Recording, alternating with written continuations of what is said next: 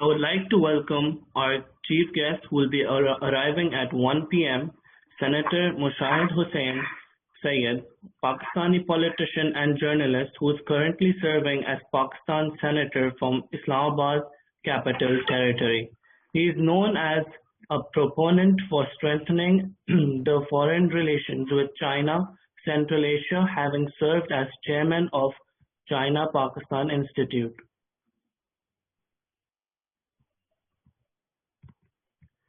Our first speaker for today is Mr. Hassan Daud Butt. Mr. Hassan Daud Butt is an advisory board member of China Institute of Strategic Studies and member of Joint Working Group on Industrial Cooperation under and currently he is serving as CEO of KP-BOIT of Investment. Our second speaker for today is Dawood Ahmed, Senior Vice President, Pakistan-China Joint Chamber of Commerce and Industry. Our third speaker for today is Dr. Waqar Ahmed. Dr. Waqar Ahmed is a former civil servant and currently Joint Executive Board Director, Sustainable Development Policy Institute. Earlier, he has served as UNDP as advisory and has undertaken assignments with Asian Development Banks, World Bank Group, and Ministry of Finance. Huma Bakai. Dr. Huma Bakai is the Associate Dean and Faculty of Business Administration and an Associate Professor of Social Science and Liberal Arts at IBA Karachi. Her teaching and research experience span over a period of 20+ years. She is also a member of Advisory Council of Foreign Affairs and Government of Pakistan. Our moderator for today is Dr. Rashid Aftab, Director of Rifa Public Policy Institute, Islamabad. Bismillah ar-Rahman ar-Rahim. I think now good afternoon to all of you. First of all, I'm to acknowledge and we are honored that distinguished speakers are with us. And at 1 p.m., Mr. Musharraf Hussain is going to join the event as well. Today's topic is very, I think, critical in all terms, whether it's a international perspective, whether it's national development is concerned, socio-economic development, and this project, which is called CPEC, China-Pakistan Economic Corridor, is considered to be as a catalyst to economic transform of Pakistan towards an economic takeoff, and to give much needed economic depth to the strategic relationship between the two allies. I believe that the government is enthusiastic about 60 billion worth concrete carpeted highways, energy projects, and special economic zones. Already early harvest projects worth of about more than 19 billion have been completed, and now CPEC is now entering into the second phase, which is more critical phase. Today's speaker are very pertinent in context with the CPEC. Mr. Hassan Daud, he's well versed with the subject since long. I think his topic of today's talk will be CPEC and investment opportunities of Pakistan, and this his deliberation are more important in context with that CPEC is entering in the second phase. And I believe in the second phase, the business model of CPEC is more public and private partnership model, which means the investments are required from the national investors as well as the international investors. I hope he's going to throw some lights. What are the bottlenecks, barriers, and how to overcome these so that the project effectiveness and efficiencies may not be compromised. Welcome, Hassan Daud Saab. Thanks again for joining to this session. Please, the floor is at your disposal. Thank you so much. Bismillah ar-Rahman ar-Rahim. First of all, let me congratulate, acknowledge the effort of Bahria University and Rifa Institute. Dr. Saab, can you hear me loud and clear? Yeah, yes, absolutely. I can hear you. I can see you. Your beautiful face, always fresh. So I would like to acknowledge the great lineup of speakers that you've gathered today, from Mushahid Saab to Dr. Huma and Bakar, my friend. I also see Michelle from the China Economic Net and this group. So very brilliant. And I would, based on, although my earlier theme was to speak on largely on the economic and investment perspective, but I see some youngsters here amongst this panel, and also I see some youngsters. जी doctor साहब, इसमें काफी students हैं और आई think हमें बाईलैंग्वेज करना पड़ेगा of the session, तो उनकी बेहतर अंडरस्टैंडिंग के लिए about the dynamics of the CPEC and its attributes. Then I thought maybe I can flash few slides, maybe around 10, to give not just the students but बहुत सारे काबिल और फाजिल लोग यहाँ पे जो मौजूद हैं, जो कि उनको मैं ट्रू पर्सपेक्टिव देना चाहता हूँ CPEC का, because by design or by default part of this in class 2013, but I would say 2011. Dawood साहब, आप अपना स्पीकर म्यूट, तो इसलिए I would like to share some slides, and this would give you actually the correct perspective of what CPEC is and how is it moving forward when we say that it's entering the second phase. Let me share my screen if you allow, sir. Yeah, sharing slides are allowed, sir? I think yes, sir. Absolutely. Why not? So, with the permission of Dr. Huma, who's been a great proponent, and Bakar, my good friend, who's been great. I have tailored my presentation in terms of its growth and regional connectivity, and please understand it in its perspective. The point that I would like to highlight, or the slide मैंने सुबह बनाई है, so pardon if there are any spelling mistakes. I think the world is transforming. The globalization is coming under a lot of criticism in a post-COVID scenario.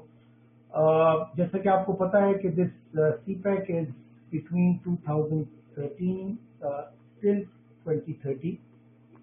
Please याद रखिएगा कि जब 2030 आएगा तो China would have 6G, which is interestingly would be 1,000 times faster to what we have today. And since you've asked me to be bilingual, so I will remain bilingual as much as possible.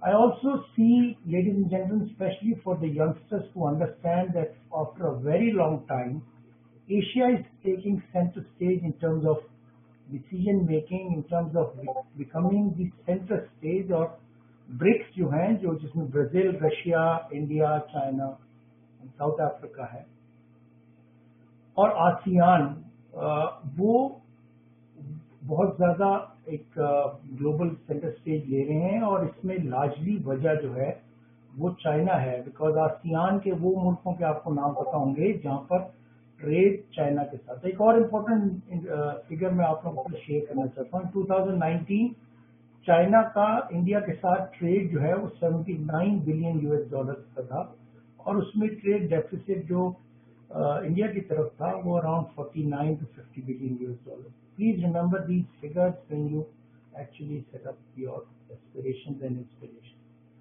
Also, I believe, and this is based on empirical data and also my interaction with Chinese think tanks and also Chinese chief economist Justin Fulin के साथ मेरी बहुत discussion recently भी रही है, और उनसे पहले भी His Excellency was very kind to share.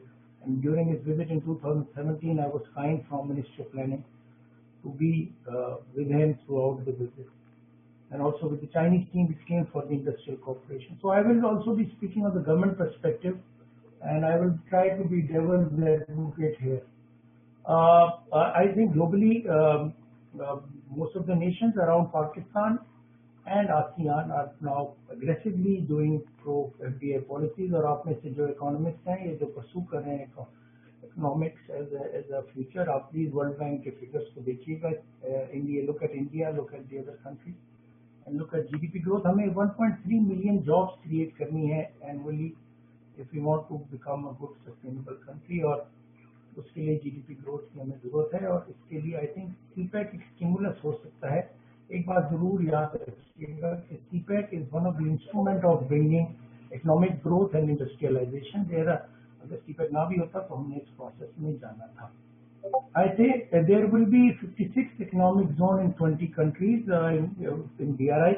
इसमें 9 will be in Pakistan, और इसमें से एक KP और KP में मैं दिख रहा हूँ जिसको Rashakai Special Economic Zone है, and I'm happy to report that we're just waiting for a very senior visit, और उसमें हम उसकी ground breaking करेंगे, और the process is complete and hopefully in 2 years we will see it operate. I've written a lot about it. I have written a lot of literature on this, and I think BRI जो कि अगर उसको belt assume कर लिया जाए तो उसका buckle जो है वो CPEC है, और उसके रीजन मैं आपको बता दूंगा. For youngsters especially, please understand we are right in the center of 3 engines of growth.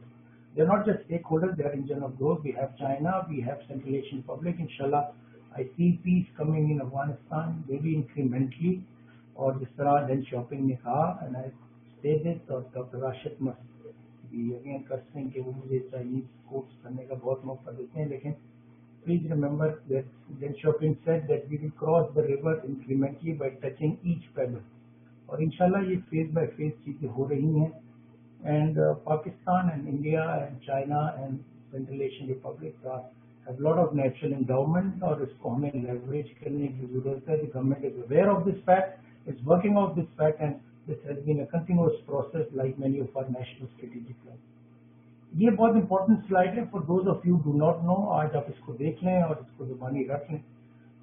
जो इसका इनिशियल MOU साइन किया गया था उसके अंदर 2020 के अंदर फर्स्ट टारगेट दिया गया था, जिसमें हमने मेजर बॉटलनेक्स को रिमूव करना था, और इकोनॉमिक जिसके अंदर स्केसिटी ऑफ इलेक्ट्रिसिटी, कुछ हमारे ओवरऑल इंफ्रास्ट्रक्चर, सॉफ्ट इंफ्रास्ट्रक्चर जिसमें ऑप्टिकल फाइबर भी थी, वो वीक एरिया थे, और इसलिए उस पर काम किया गया. ऑप्टिकल फाइबर को काशगर से पिंडी तक मिला दिया गया, और फेज 2 का भी PSDP में प्रोजेक्ट आ गया, और इंशाल्लाह गवादर की कनेक्टिविटी पे बहुत तेज काम हो रहा है. गवादर को V-बॉक्स से कनेक्ट कर दिया गया है.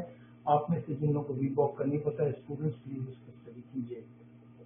सेकंड टारगेट जो था वो 2025 था. इसमें perhaps in terms of special economic zone हम 1-1.5 साल लेट हो गए, बट आई थिंक इसमें एक्सपेंशन और डेवलपमेंट की बात की गई थी, और इसके अंदर we were working on improving people's livelihoods through socio-economic development, and Prime Minister Imran Khan, when he took over, immediately set up a joint working group on socio-economic development and agriculture development, and recently और इसके लिए अभी हम 10 JCC की तैयारी करें, which should happen this month. We are working on science and technology joint working group, and a lot of initiatives have been taken from HEC and all the other relevant stakeholders. Last but not least was the third target for 2030, and in which our energy project should have around 11,000 megawatt of energy. Our ML1 should have been online. This year we are hoping that this project should also be on ground, and I'll speak briefly on this. And hopefully, we should be able to take leadership role in terms of transshipment. Please याद रखिएगा कि in the post-COVID environment, China is emerging. उसके first quarter की World Bank की 7.9 and then stabilizing at around 5% GDP growth. I think because of COVID and as I said with US-China trade war, there will be relocation of industries, and perhaps 800,000 jobs worth of industries is seeking. लेकिन आपको याद रखना पड़ेगा इस मौके पे that you have Laos, Cambodia, Vietnam, India, Malaysia as your competitors, and you have to have a competitive sort of incentive pull factor which can attract. And Rashid Saab, I will largely be in English because I see some Chinese who are in this group. So okay, Doctor. Okay. And also, I think China in its plan of 2025, 21 to 25 has clearly indicated that it should have outbound its state-owned enterprises and private enterprises should actually work on this and actually bring in investment to countries like Pakistan. And the areas that they are working on is technology, real estate, hospitality, healthcare, construction, media, entertainment, telecommunication. और इसके अंदर हम पाकिस्तान में we're looking at a lot of models, and Dr. Bakar would agree with me, and we are working on PPP, actually public-private partnership, in order to actually take these products. Even in KP, we have actually articulated our Public-Private Partnership Act, and that's quite flexible. और आपको जैसे मैंने बताया कि Rashakai, in its novelty, is the first project in BRI which is being done in public-private partnership in an economy. These are the areas where Chinese are looking and working on investment. It starts from tourism and leisure and aviation and maritime, or each one of these sectors, including e-commerce, which is right in front of you, are the areas in which the government is now setting up policies where it can create the enabling environment and create that pull factor for the Chinese and other investors to come and invest. Remember, CPEC is a bilateral project, but there is a provision of third-party participation, or we're looking at investment to come from various countries, friendly countries, and each one of these areas are actually quite attractive to Pakistan. We're looking at investment in education. We're looking at novelty. We're looking at new ideas. We want to take and transform the way that we do business, and actually ease of doing business is one of the initiatives of the government, and we are climbing that path. But besides that, a lot of other initiatives are इसमें बहुत सारा काम हो रहा है, especially manufacturing, financial, education, oil and gas, agriculture, जिसके अंदर हम co-branding और co-marketing की बात कर रहे हैं. Please remember that we are now working on a connectivity, and originally the plan was from a national perspective. We wanted to enter regional and then global. Regional में rural urban synergy, अगर आप इसके अंदर एक project है, मैं आगे आपको बताऊंगा, जिसका नाम खुस्तार बसीमा है. उससे हम सिंध को बलूचिस्तान से कनेक्ट कर रहे हैं, गवादर के साथ खुशाब और क्वेटा के रास्ते से, DI खान जोब से होते हुए हम तो चाइनीज बॉर्डर जा रहे हैं. Burhan is one place in KPK, which is one area which will be the center point, and then from there all the three routes, the eastern corridor, western corridor, and the central corridor emerges. The government, when it took over in 2018, clearly gave these directions to us in the Ministry of Planning, and now the areas that we are working on, we have joint working groups in this are trade and market access, industrial cooperation, socio-economic development and poverty alleviation, agriculture, modernization and marketing. Gwadar was initially, Gwadar projects was one of the joint working, but now it is Gwadar, Oil City and Blue Economy. And last but not the least, as I said earlier, is the third country participation. I'm trying to be as fast as possible so that my able speakers who are after me will speak more on the larger second phase. Please remember, forget about any other data that you have in terms of numbers. This is the total MOUs and otherwise projects that we have done. I have also included ML1, although here it is 8.2, but the government is working on 6.2. So number is around $49 billion US. And please remember this. It has 72% in terms of IPP financing of the energy projects, and a lot of projects in Gwadar which are in grant. And I'll speak about Gwadar lastly because that's very important in terms of sustainable development on land. Please remember these figures as far as, and these are November 2019, because after that there were a lot of movement here and there because of COVID.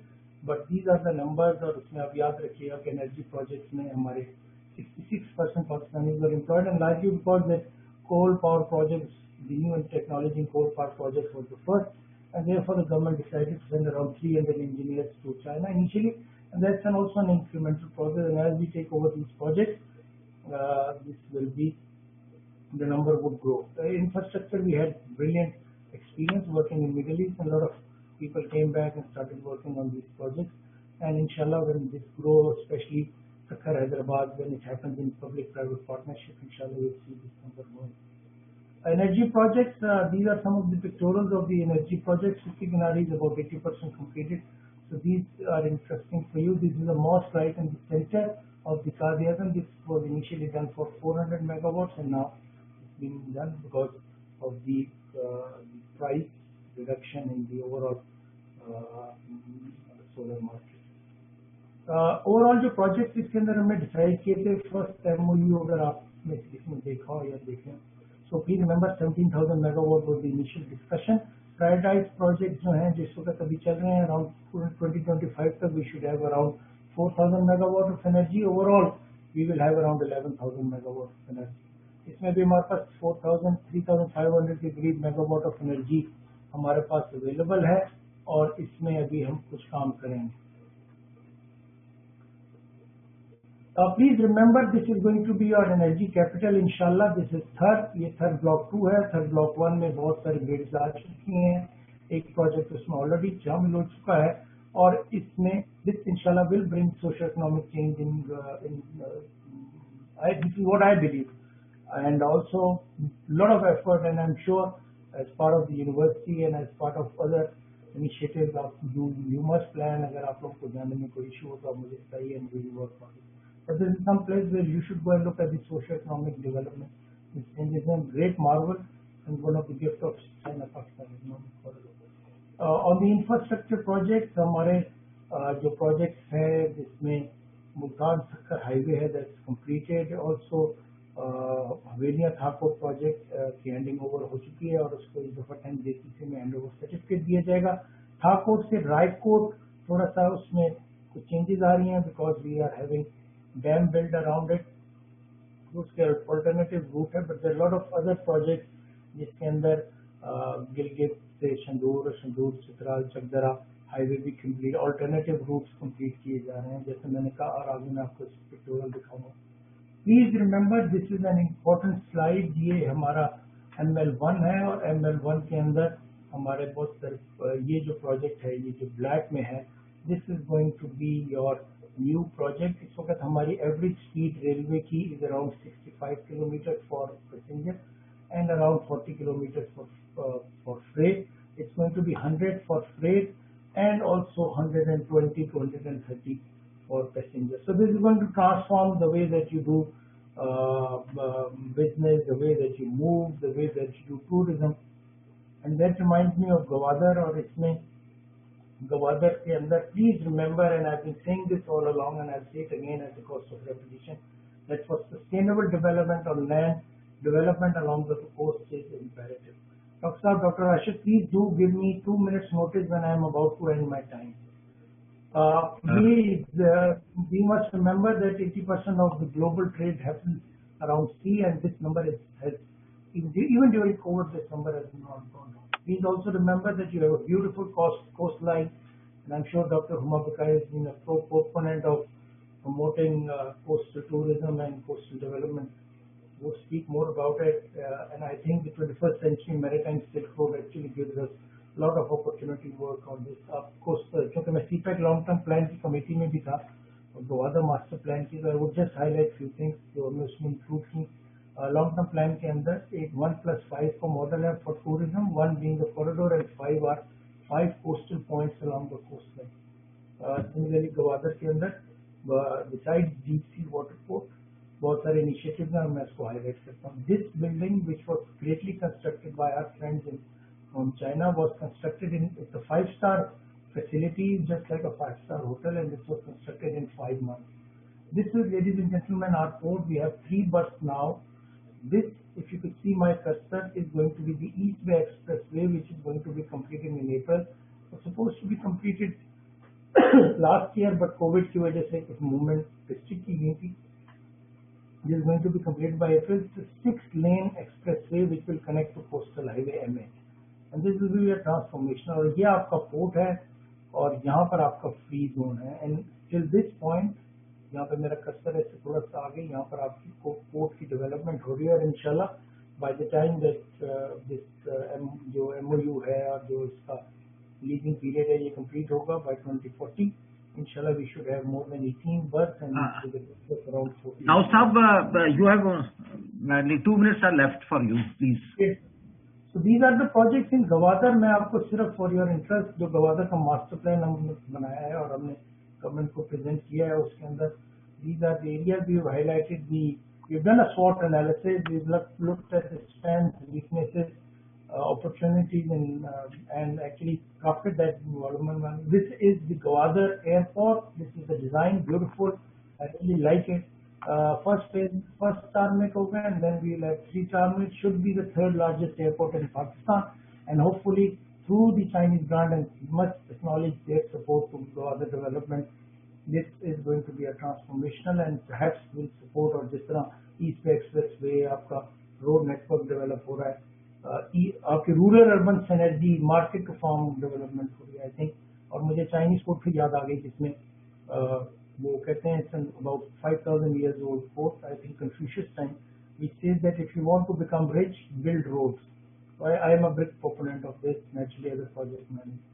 Industrial corporation में अभी पहले हम government to government projects के बाद से now we are entering into business to business. Lot of challenges and opportunities will come this way, and I think हमें इसके लिए we must work on the skill improvement and look at possibility. The government is looking at it, but I think this won't happen unless we have the private partnership or hand holding दोनों तरफ से हो, and we can develop the right kind of logistic, hospitality, housing के लिए जो भी human resource requirement है. But for the youngsters who are here, I think there's a great opportunity for you. Please tailor your future requirement, or I would also urge the faculty to look at the HEC CPEC project and talk to HEC, because General Aswar, who's working in HEC, has worked on this as a plan. उसके अंदर various faculties have been added, including in the maritime sector, and please adjust the future faculty requirement in this. And I am available anytime if any university would like to discuss this. These are the areas in which the government is looking. These are our pillars in industry, besides the servicing industry, which has shown phenomenal growth despite COVID. हम इसके through foreign direct investment, CAD को improve करना चाहते हैं, revenue generation naturally, which is a requirement and jobs. So these are national inspiration as far as special economic zones are concerned, but also we want to have import substitution ताकि हम बाहर के मुल्कों से import कम करें, dependence कम हो. We want to have export-led industry and add value to the entire world. We want new technologies to come. We want our next generation to actually leapfrog and perhaps have the kind of technology transfer that we are looking at. इसमें हमारे non economic zone है, आई flash them letter, जिसमें एक रशकई पे है, एक मोमन में है, marble city. But as I said we looking at these areas जिसके अंदर हम light manufacturing, electric appliances, mineral processing, IT, petrochemical, these are the areas in which we are working. So this is a pictorial of all the from Borstan and Balochistan to all the way to Mukfandas in Gilgit-Baltistan. I would say that we are about 1 year or maybe more little late, but I think we are crafting the right policies और अभी हम direction ठीक है. It will happen maybe. और फिर Chinese ने जिस तरह कहते हैं that it does not matter how fast you are moving as long as you are moving. I believe this, and I think we are moving in the right direction. Socio-economic, and I'll quickly brief on this. Demonstration centers on agriculture जहाँ पे natural environment है वो बन रहे हैं. We are also setting up through Chinese grant of $1 billion. We are setting up burn centers across all provinces, and also HEC के साथ एक project हो रहा है, Huawei इसको कर रहा है, and that project is about online vocational training. And I also again urge all the universities here to look at this possibility and discuss it if you have not discussed. Agriculture, ladies and gentlemen, COVID has actually demonstrated that only those countries have sustainable economy. जिस तरह historically the economists कहते हैं that if you want to have a sustainable economic growth, you must have a strong and robust agriculture. In this case, now we're looking at new technologies with China. We're looking at co-branding and co-marketing in terms of agriculture development.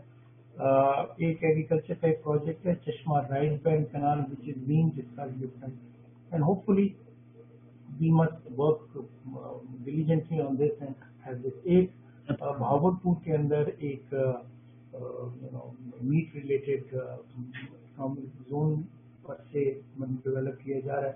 उसके अंदर from butchery to actually marketing facilities होंगी, and actually huge potential. We are looking, और FTA जो अभी China के साथ sign किया गया था FTA2, उसके अंदर एग्री बेस्ड प्रोजेक्ट हैं. दो we have 313 tariff lines in that, but there are a lot of agri based projects जिनकी requirement है, and as per capita consumption of food in China grows, there is a huge potential.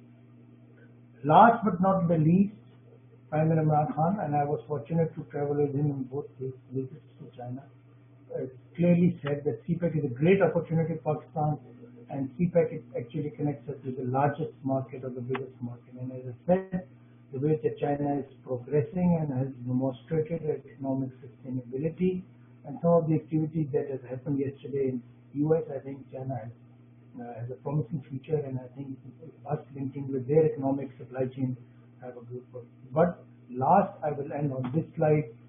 Again, Deng Xiaoping says that it does not matter if a cat is black or white as long as it catches the mice. So with this, I thank you. I think I've overcrossed by 1 or 2 minutes. I will beg Mukhar to give me those 1 or 2 minutes, and thank you so much again. So, thank you very much, Hassan Daud Sahab, for giving a very comprehensive picture of the CPEC. You talk about from the bigger picture of the CPEC, like the total 56 economic zones in the 20 countries. You have already also indicated the various targets in the CPEC in context with the Pakistan, like 3 targets divided in the various time zones. Then you spoke about the China investment opportunity in terms of the longer term plan, particularly in context with the COVID. Then you highlighted the China investment, foreign direct investment opportunity in the various sectors, and the connectivity in terms of the national and all the 3 levels, obviously the national, regional, and the global level. Then you have given a like complete picture of CPEC projects portfolio. Then a very interesting argument you have raised about the blue economy in terms of the port and the aquatic life, and the 9 economic zones. I think this must be very much interesting for all the audience, the progress which you have highlighted for all the 9 special economic zones in terms of the socio-economic development, particularly in the agriculture sector. And you also indicated about the G2G, government to government, and the business to business. Thank you. So nice of you. So I think it's a very informative presentation as well as the deliberation. Now, our next speaker is Mr. Daud Ahmed Saab, who is Senior Vice President, Pak-China Joint Chamber of Commerce and Industry. I think Daud Saab has spoken about, Hassan Daud Saab has spoken about business to business opportunities. I hope Daud Ahmed Saab is going to explore or highlight the various opportunities which exist in CPEC in the areas of the mutual interest of both of the business communities of both of the countries, so that the second phase, which is more critical, which is more related with the private investments, so that can be capitalized. Mr. Daud Ahmed Saab, please, to you.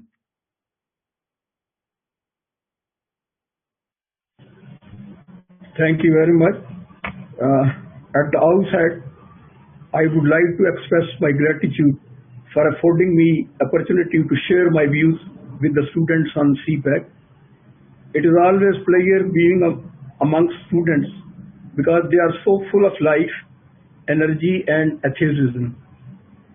I have fond memories of Karachi because I have spent good part of my life in Karachi, and I still cherish those memories. Now, coming to the topic, role of Pak-China Joint Chamber of Commerce. First of all, I would like to introduce and define the role of Pak-China Joint Chamber of Commerce in the backdrop of CPEC, as to how it is helping in creating conducive atmosphere for businessmen on both sides. Pak-China Joint Chamber of Commerce, as it is evident from its title, is China-specific and is especially concentrating in assisting and motivating the Chinese entrepreneurs and investors to Pakistan market.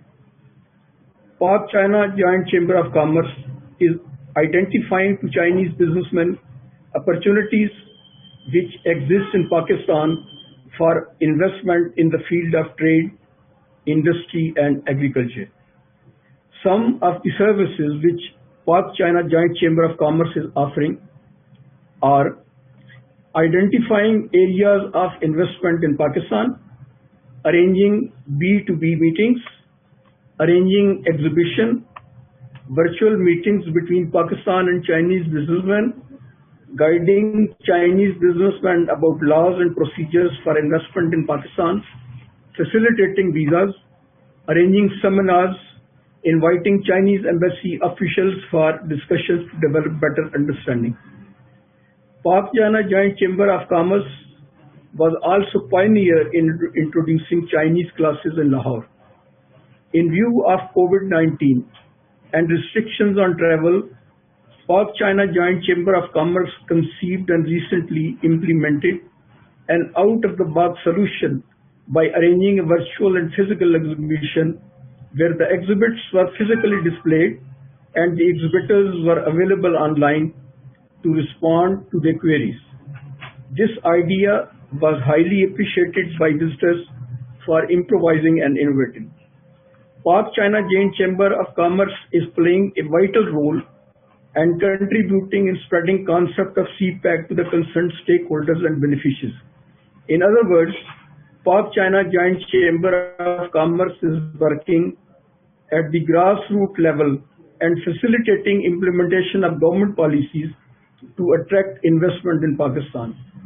Therefore, the government of Pakistan and Pak-China Joint Chamber of Commerce have a common objective. In other words, all activities of Pak-China Joint Chamber of Commerce are directed towards success of CPEC. I could therefore safely say that CPEC and Pak-China Joint Chamber are synonymous. In order to make CPEC more meaningful and fruitful, Pakistan does not only need investment, but investment is required to be made in areas of high priority, for example, industry, agriculture, modernization, infrastructure, development, and R&D, to name a few. If we look at industrial sectors, about 90% of our industry is process industry, which means that raw material is to be imported to keep the wheel rolling. By using imported material, it is almost impossible to compete in international market. In any finished product, about 60 to 70% is the cost of raw material, and if 60% input is at high cost, how can the end product could compete in international market? The government sometimes balances its act by reducing the duties on raw material, but it badly hurts revenue collection. When the duties are reduced, the import increases and foreign exchange reserves are depleted. To control foreign exchange, import is contracted, resulting in shortage of raw material and price escalation. So vicious circle keeps turning mercilessly. Therefore, the only way out is to set up industries to manufacture raw material indigenously on priority. High cost of production is the main reason that we have not been able to develop export markets for our unconventional products. Textile is our largest export sector, but even in this sector, imports about 60% of our material for finishing of textile. This product, which is available in Pakistan, is only formulated again by importing raw materials. It is therefore imperative that a priority list of basic industries should be prepared by government after consultation with the stakeholders. These industries should not only be preferred but also be offered incentive. This will not only help in reducing the manufacturing costs, but could also help promote export and curtail import bills.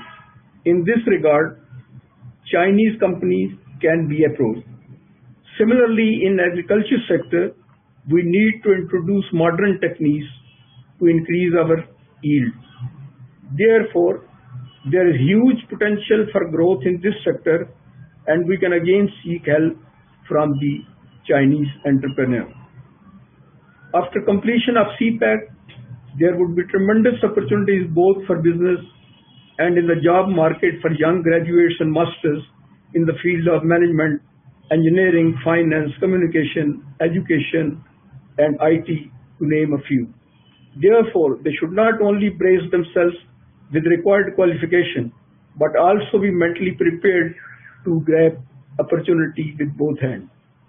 Additionally, I would suggest them to seriously consider learning Chinese language because this could enhance their chances of success. Because nothing brings you more closer than a common language. Finally, this initiative by Barrier University is highly appreciable. In my opinion, more and more seminars at college and university level should be conducted to orient and align young students about socio-economic developments, growing opportunity, and bright future which awaits them. Thank you very much. With best wishes and best of luck, Pak China Joint Chamber of Commerce.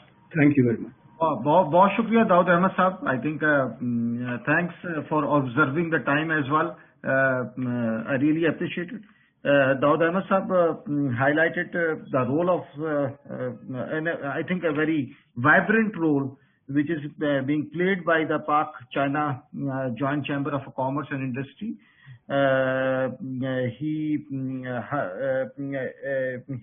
mentioned the various initiatives which has been taken by this joint chamber with respect to the areas of investment, with respect to the business to business, holding the exhibitions not only physically but virtual exhibitions as well, particularly in COVID phase.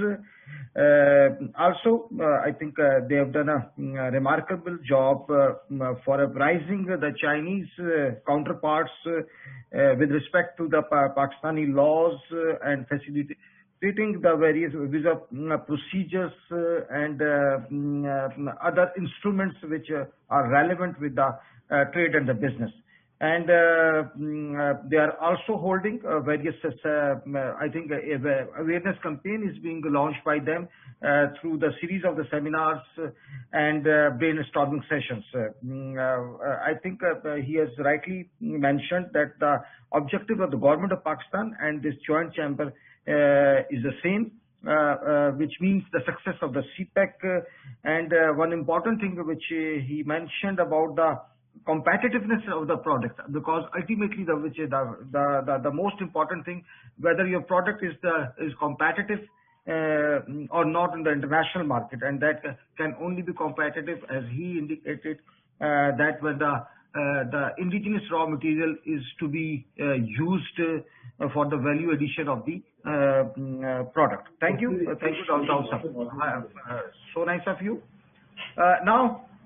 We have one of our colleague and friend as well, Dr. Waqar, who is, I think, an economist associated with the Sustainable Development Institute of Pakistan. He's going to talk about the CPEC opportunity and the way forward. I hope, I think in context with the way forward, although he's an economist and usually the economist talks in terms of GDP and inflation and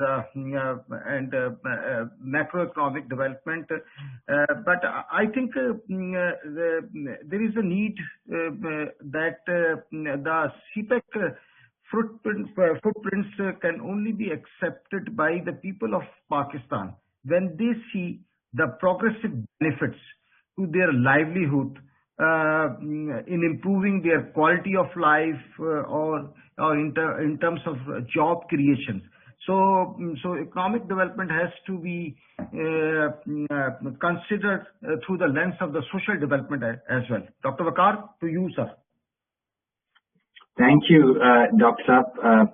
Very kind of you and the other organizers for inviting me.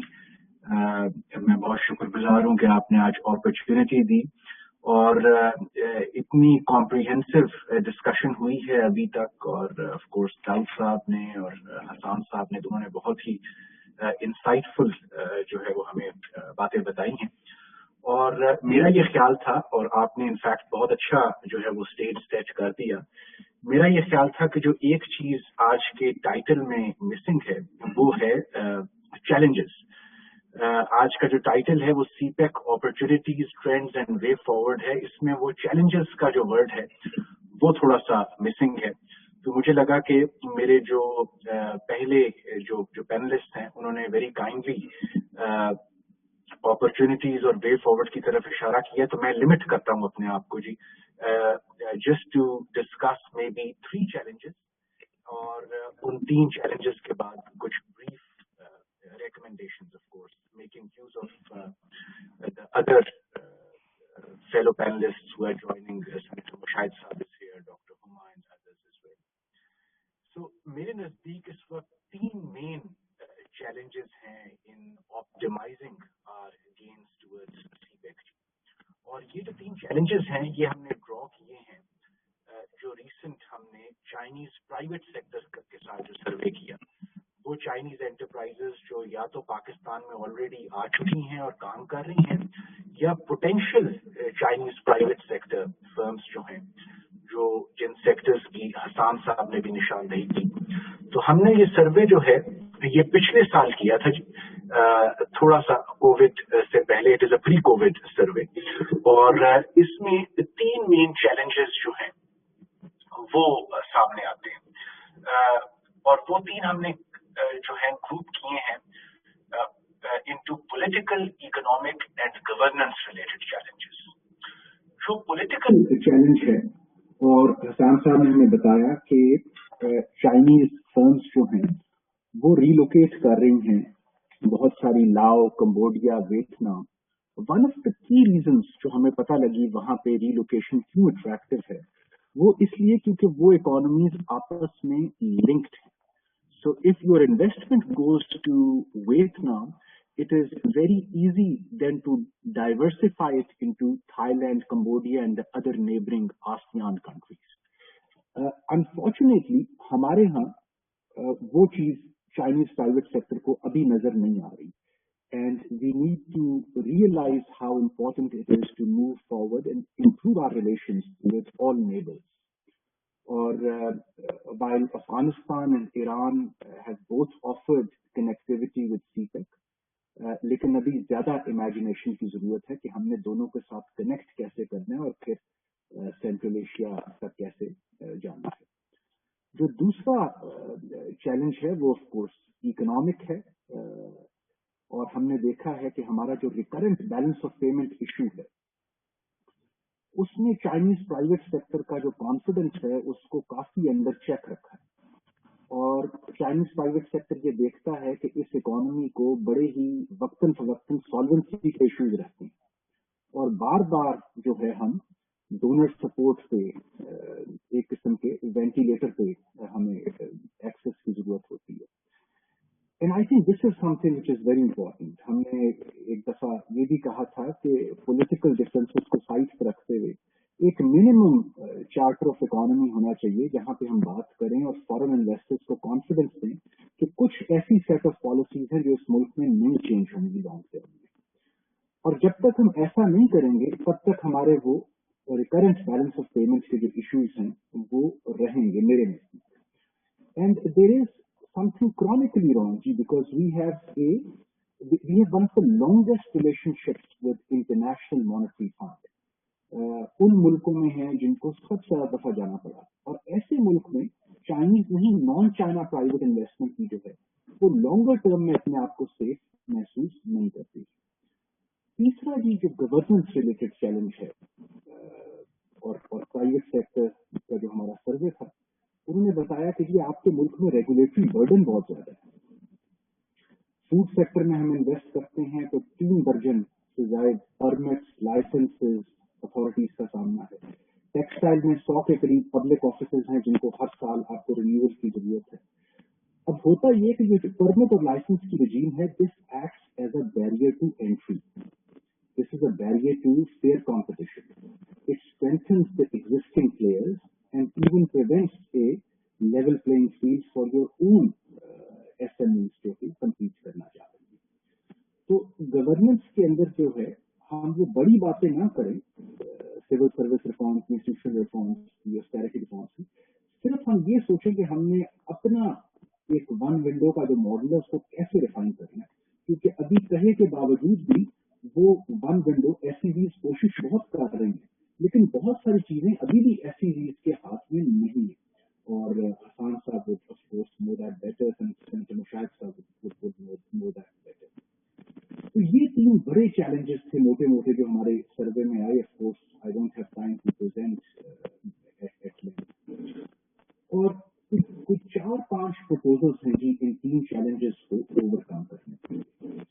पहला तो ये है कि हमने ऐसा नहीं है कि प्राइवेट सेक्टर को, चाइनीज प्राइवेट सेक्टर को अट्रैक्ट करने के लिए हमने अपनी कोऑर्डिनेशन इंप्रूव करने की कोशिश नहीं की, लेकिन इशू ये है कि अभी रिजल्ट्स उसके नजर नहीं आए. हमने अपनी short term inter agency, inter ministerial, inter provincial coordination जो थी सीपेक प्रोजेक्ट्स के अराउंड, उसको इम्प्रूव करने के लिए सीपेक अथॉरिटी जो है वो एक हमने मॉडल जो है वो बनाया. And I think it is now time to see कि ये मॉडल जो है उसको किस तरीके से अब इम्प्रूव करना है. सीसीआई इसको डिस्कस करे, पार्लियामेंट जो है उसको डिस्कस करे कि कैसे स्ट्रेंथन करना है इस मॉडल को, और जो डिजायर्ड रिजल्ट्स हैं वो आया सीपेक अथॉरिटी वाले मॉडल से मिल रहे हैं या इस मॉडल को मजीद डिफाइन करने. That's proposal number 1. Second is कि सीपेक की जो हमें एंडाउमेंट मिल गई इसको अब अपने ट्रेड गेम्स में कैसे कन्वर्ट करना है, एक्सपोर्ट गेम्स में कैसे कन्वर्ट करना. और उसमें हमारा अपना ख्याल ये है कि बावजूद ये जो फ्री ट्रेड एग्रीमेंट हुआ है, हम ऑप्टिमली ट्रेड गेम्स तब तक हासिल नहीं कर सकते जब तक हमारी ट्रेड एंड टैक्स पॉलिसीज के बीच में कोऑर्डिनेशन इंप्रूव ना हो. इस वक्त एक अदारा जो है वो आपका ट्रेड रूल्स डिसाइड करता है, which is ministry of commerce, और दूसरा अदारा एफडीआर आपकी टैक्स पॉलिसी डिसाइड करता है. बीच में एक विजन का इशू है, एक सिंक्रोनाइजेशन का इशू है. So what I am proposing is to follow Turkey's example, जिसने इस इशू को रिजॉल्व करने के लिए अपनी ministry of trade and customs उसको मर्ज कर दिया. सो टर्की में it is ministry of trade and customs, ताकि ये जो ट्रेड टैक्सेस हैं इनकी वजह से जो एंटी एक्सपोर्ट बायस है उसको खत्म किया जा सके. तीसरी चीज है कि सीपेक के अंदर जो है वो एफडीआई कोऑपरेशन अब हमने कैसे इंक्रीज करनी है.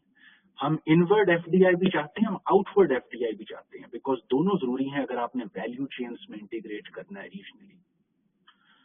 और इसके लिए हमें अब एक्सपेडाइट करने की जरूरत है. बोर्ड ऑफ इन्वेस्टमेंट ने एक इनिशिएटिव शुरू किया था, लेकिन वो टाइम बाउंड नहीं है, उसको थोड़ा सा जल्द करने की जरूरत है, which is Pakistan regulatory modernisation initiative PRMI. और वी सिंसियरली होप कि आने वाले दिनों में इसको जरा एक्सपेडाइट किया जाएगा. चौथी चीज है जी रोल ऑफ प्रोविंशियल गवर्नमेंट्स. अब सूबों ने बहुत अच्छी एक एफर्ट की है, वो पोस्ट पैंडेमिक रिकवरी स्ट्रेटजीज बनाई हैं सारे सूबों ने, और प्रोविंसेस ने तकरीबन तमाम ने अपनी इंडस्ट्रियल पॉलिसीज भी जो है बना दी हैं, which try to cover the risks and challenges जो कि सीपेक के प्रोजेक्ट्स को, एससीडीज को होंगे. वो ऐसे कौन से रिस्क हैं जो इंडस्ट्रियल पॉलिसी से कवर हो सकते हैं. लेकिन मैं यहाँ सबमिट करना चाहूंगा कि तमाम प्रोविंसेस को ये सोचना चाहिए कि इंडस्ट्रियल पॉलिसी का एक जो मेन गोल होगा वो होगा to bring down the cost of doing business, जो दाऊद साहब ने भी बात की.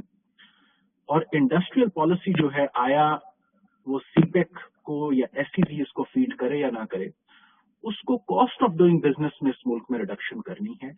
इवन चाइनीज एंटरप्राइजेस जो है वो कहती हैं कि आपके ओवरहेड्स और आपकी फिक्स्ड कॉस्ट बहुत ज्यादा है, आपकी एनर्जी कॉस्ट बहुत ज्यादा है, लैंड से एसोसिएटेड, यूटिलिटीज से एसोसिएटेड कॉस्ट. और फिर पांचवी चीज ये है कि how do we leverage CPEC for strengthening the regional blocks. I will not discuss more on that. I think Dr. Huma and others would be more qualified to discuss with this.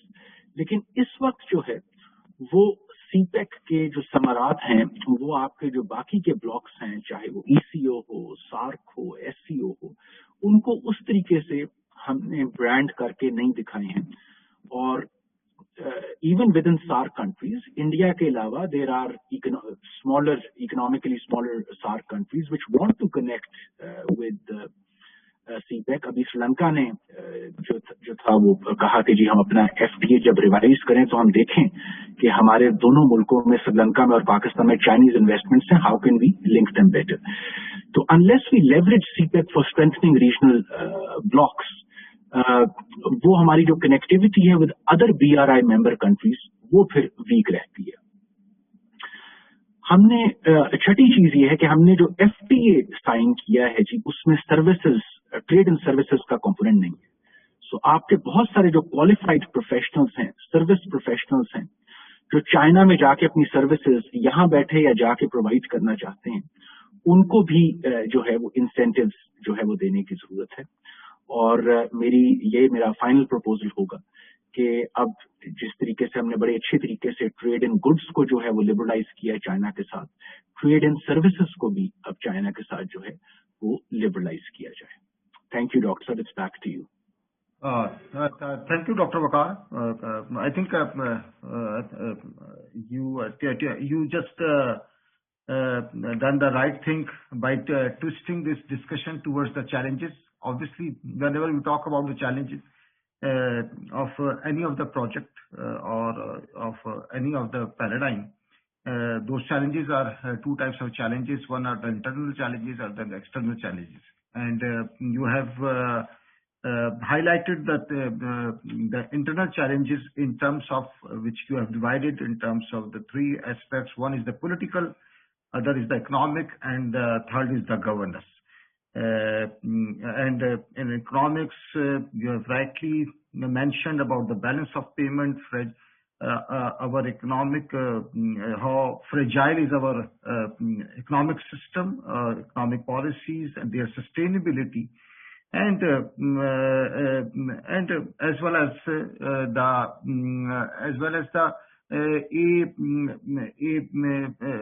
very compromised economic instruments are observed in the country. In governance, you have rightly indicated on one aspect. I think in so many areas, and similarly in this aspect as well, Pakistan is a over legislative country, over regulatory country. So obviously the cost has to be paid by somebody, particularly for the businesses. This may create, this may add the value of doing the business. Then you have indicated the need of improving the model to convert the project into the benefits. Then you talked about the effective coordinations of the various organizations within the country. You have referred the Turkish model, in which the customs and the departments which levy the various taxes and the Ministry of Trade have been merged. The similar thing can be exercised in Pakistan, and you have rightly indicated that the Foreign Direct Investment Corporation has to be looked into from the inward context as well as the outward perspective, and the Board of Investment has to play its vibrant role. Then you have spoken about the role of the provincial government, and obviously which is very important, and reducing the cost of doing business, particularly with respect to the fixed cost and the lacking which exists in the FTA with respect to the trade and service. It has to be addressed. Thank you, Dr. for giving, I think you have covered most of the internal challenges which are very much relevant with the CPEC. Thank you, Dr. Now we have Dr. Huma Bakai Sahiba, who is Associate Dean with IBA Karachi. Since Dr. Waqar has spoken about the internal challenges, And Dr. Huma's topic is relevant with the CPEC and the political and geostrategic context. So obviously, I hope she is going to speak about the external challenges, particularly to get the necessary buy-in from all the relevant stakeholders in Afghanistan. More relations, we have to look into it. The relations between the China and the US, and China and Pakistan and the US, and even India and Pakistan is critical in connecting the CPEC with Afghanistan and onwards. Dr. Huma Bakai Saiba, the floor is yours. Thank you so much. I think I've been a bit lucky here, because after Hassan Daud Saab and Dr. Waqar and you in the middle sort of connecting all that was being said, मेरा काम आपने बहुत आसान कर दिया है। जितनी बात इकोनॉमिक डायमेंशन पे हुई है और इस बात पे हुई है कि सिपेक हमारे लिए कितना फायदेमंद, सूदमंद वगैरह वगैरह है, वो तमाम बातें अपनी जगह बजा, लेकिन मैं शायद वक़ार की लाइन थोड़ी सी फॉलो करूंगी, और मेरा ख्याल है कि उसके बगैर हम आगे नहीं बढ़ सकते जब तक हम ऑनेस्टली उन चैलेंजेस को इवैल्यूएट ना करें जो इस वक्त सिपेक को दरपेश हैं, या in some ways one belt one road initiative को भी दरपेश है। मैं अपनी बात इस चीज से शुरू करूंगी कि आज चाइना ने WHO का जो टीम जा रही थी कोरोना वायरस के ओरिजिन को इन्वेस्टिगेट करने के लिए, उनको बीच रास्ते में मना किया और उनको नहीं आने दिया है चाइना। तो मेरा ख्याल है कि जो ग्लोबल सिक्योरिटी मैट्रिक्स इस वक्त वर्कआउट हो रहा है, या जो चाइना और वेस्ट की और बिलखुसूस चाइना और US की कन्फ्रंटेशन सिक्योरिटी मैट्रिक्स है, उसका जरूर असर पड़ेगा साउथ एशिया पे, क्योंकि साउथ एशिया के जो दो प्रोटेगनिस्ट हैं यानी इंडिया और पाकिस्तान, उनकी अलाइनमेंट्स जो हैं वो, जैसे कि आपको इल्म है कि पाकिस्तान की अलाइनमेंट या कन्वर्जेंस इस वक्त चाइना के साथ है और इंडिया की शायद लार्जली US के साथ है। और इसीलिए अगर आप हम दोनों मुल्कों की लुक ईस्ट पॉलिसी देखें तो हमारी जो लुक ईस्ट पॉलिसी है जो अब बहुत फाल है और हम उसकी तरफ चल गए, क्योंकि जब से हम इंसेप्शन हुआ था पाकिस्तान का, हमारा जो फॉरेन पॉलिसी मंत्रा था वो लुक वेस्ट था, या हम वेस्ट ओरिएंटेड मुल्क के तौर पे देखा जाते थे। अब ग्रेजुअली समझिए कि उसमें एक चेंज आया है, एक टर्न हुआ है, और अब पाकिस्तान लुक ईस्ट मुल्क के तौर पे देखा जाता है। It is largely also because के साउथवर्ड डेवलपमेंट वर्ल्ड की है और पाकिस्तान चाइना इकोनॉमिक कॉरिडोर ने टेक ऑफ किया, और इस बारे में कोई शक और शुबहात नहीं है कि पाकिस्तान की लोकेशन, जिसको बाज लोग बैगेज कहते हैं और बाज लोग उसको एसेट कहते हैं, बट एक बात तो है कि वो हमारा पिवट स्टेट है, और ये बात कायदे आजम ने भी बहुत पहले कह दी थी कि Pakistan is a pivot state. We are still a pivot state. जब दो कॉन्फ्लिक्ट्स हुए दुनिया में, जब अफगान जहाद हुआ, जब 9/11 हुआ, पाकिस्तान फ्रंट लाइन स्टेट था कॉन्फ्लिक्ट में। जब one belt one road initiative का चाइना ने शुरुआत की तो पाकिस्तान फ्रंट लाइन स्टेट था with China Pakistan economic corridor in an economic initiative, global initiative. China ने जब ये बात शुरू की थी तो चाइना ने इकोनॉमिक डेवलपमेंट और सिक्योरिटी का एक इंटरवाइंड कॉन्सेप्ट हमारे और आपके सामने पेश किया था, और उसने कहा था कि दुनिया की सिक्योरिटी को जियो पॉलिटिक्स से जियो इकोनॉमिक की तरफ मोड़ने की जरूरत है, और ये जियो इकोनॉमिक अनवेलिंग जो थी one belt one road initiative की, ये उसका ब्लूप्रिंट या रोड मैप था। आज ये बात जितनी ज्यादा अया होकर सामने आई है, मेरे ख्याल इससे पहले कभी नहीं थी। आई think it has come out like daylight itself। और मैं ये बात क्यों कह रही हूँ, उसकी बहुत सारी वाज़ेह वजूहात हैं जिसका मैं आपके सामने पेश करूंगी, and then I hope the students can ask questions because I think that is the most important part of a seminar और अ वेबिनार। देखिए 2017 में अगर आप चाइनीज मीडिया को देखें तो 2017 में चाइनीज मीडिया में ये रिपोर्ट होने लगा था कि पाकिस्तान में गवादर जो है it is going to be the next Dubai or the new Dubai or it will bypass Dubai। इस तरह की रिपोर्टिंग चाइनीज मीडिया में थी। 2020 کے آخر میں سچویشن کچھ اس طرح ہے گراؤنڈ پر کہ گوادر میں گروتھ ہے, پروگریس ہے ہماری, ڈسپائٹ پینڈیمک ہماری ایکسپورٹس جو ہیں وہ بڑی ہیں چائنا میں. اور ابھی حسن داؤد صاحب نے بہت ڈیٹیل میں ہمیں بہت خوبصورت تصاویر دکھائیں جس میں لگتا ہے کہ this is going to become a reality, but the reality on the ground is slightly different. Or as I see it today, it is a challenge. Gwadar today is fenced.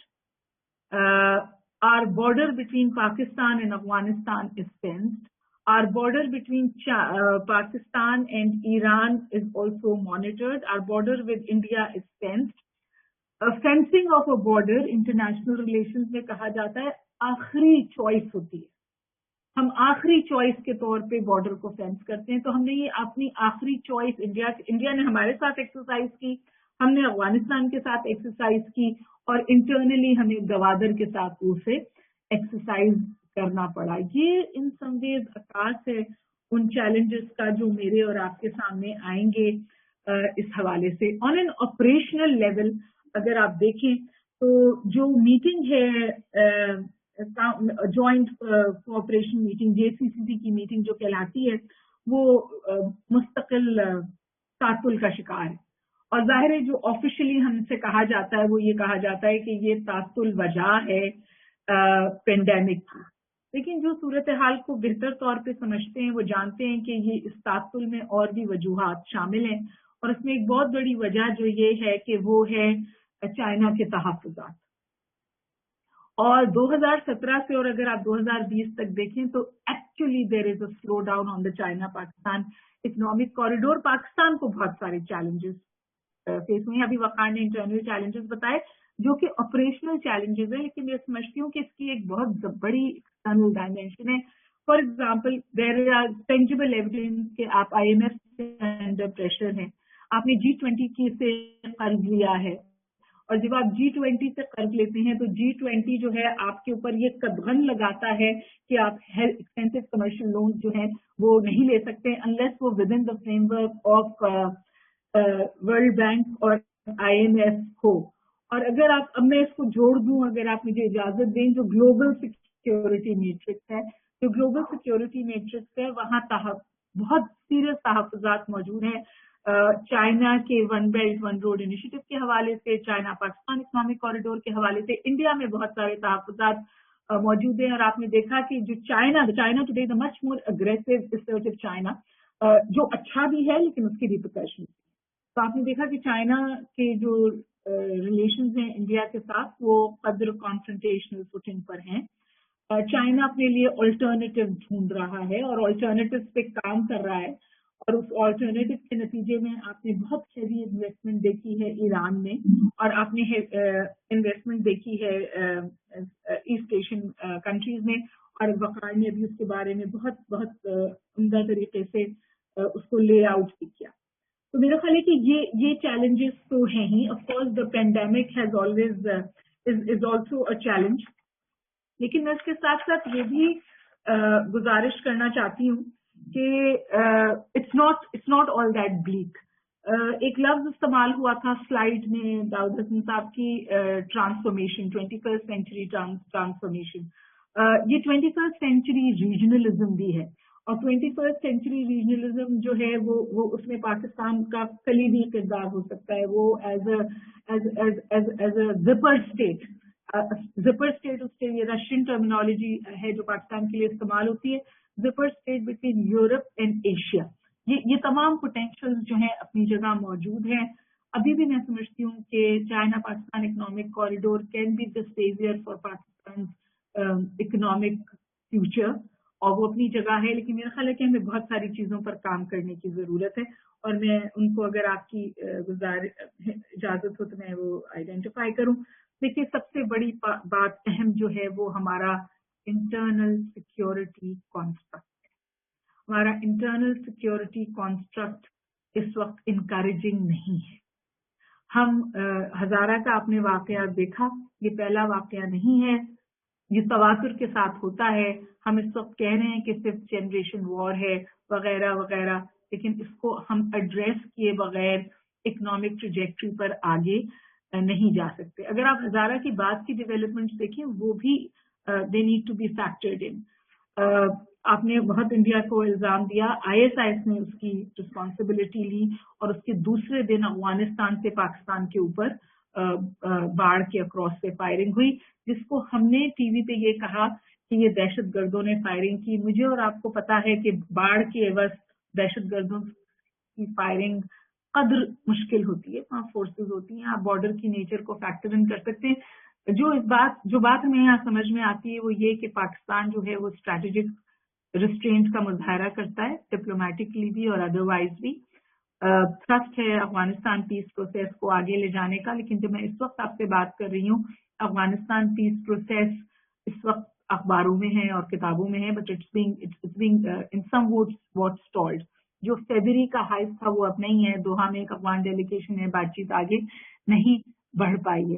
तो unless the security construct of this region improves, आप मुझे बताइए for how long China is going to pour money down a bottomless pit, and China has already shown its reservations about it, be it our industrial zones, be it direct investment, be it telling Pakistan to find alternative sources of foreign investment. देखिए China quite diplomacy का इस्तेमाल करता है, there are a lot of Chinese friends there also.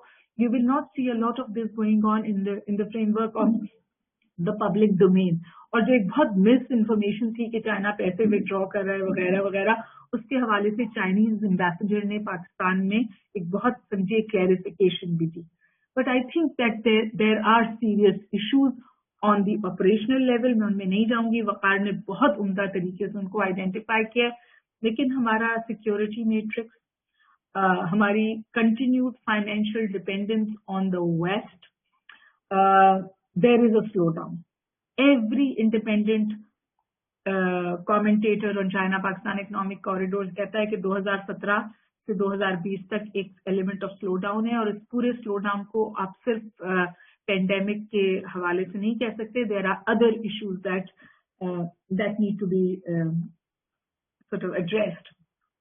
The light at the end of the tunnel is the eastward convergence for the security paradigm between Pakistan, Russia and China. Or I think this security convergence needs to be worked upon very, very strongly. And there are 5 things that I want to put forward before I sort of conclude. One is of course dialogue. Manish Shankar ने 2017 में, बल्कि 2014 में, mid of 2014 उन्होंने कहा था कि uninterruptible और uninterrupted dialogue होना चाहिए पाकिस्तान और इंडिया। अनइंटरप्टेबल ही यूज्ड द वर्ड, कुछ भी हो जाए the dialogue between India and Pakistan should not be host to this. Unfortunately dialogue तो दूर, हमारी इस वक्त इतनी कॉन्फ्रंटेशनल रिलेशनशिप है इंडिया से जितनी पहले हिस्ट्री में कभी नहीं थी। एंड इन जो 5th जनरेशन वॉर है, आप शाम को टीवी सुनिए, एक दिन है जैसे इंडिया में हुआ करती थी, अब पाकिस्तान में है कि this is being done by Pakistan, dossier की पॉलिटिक्स है या वेव है, बहुत सारी चीजें, but apparently Pakistan is in a very very confrontational mode with India right now than ever before.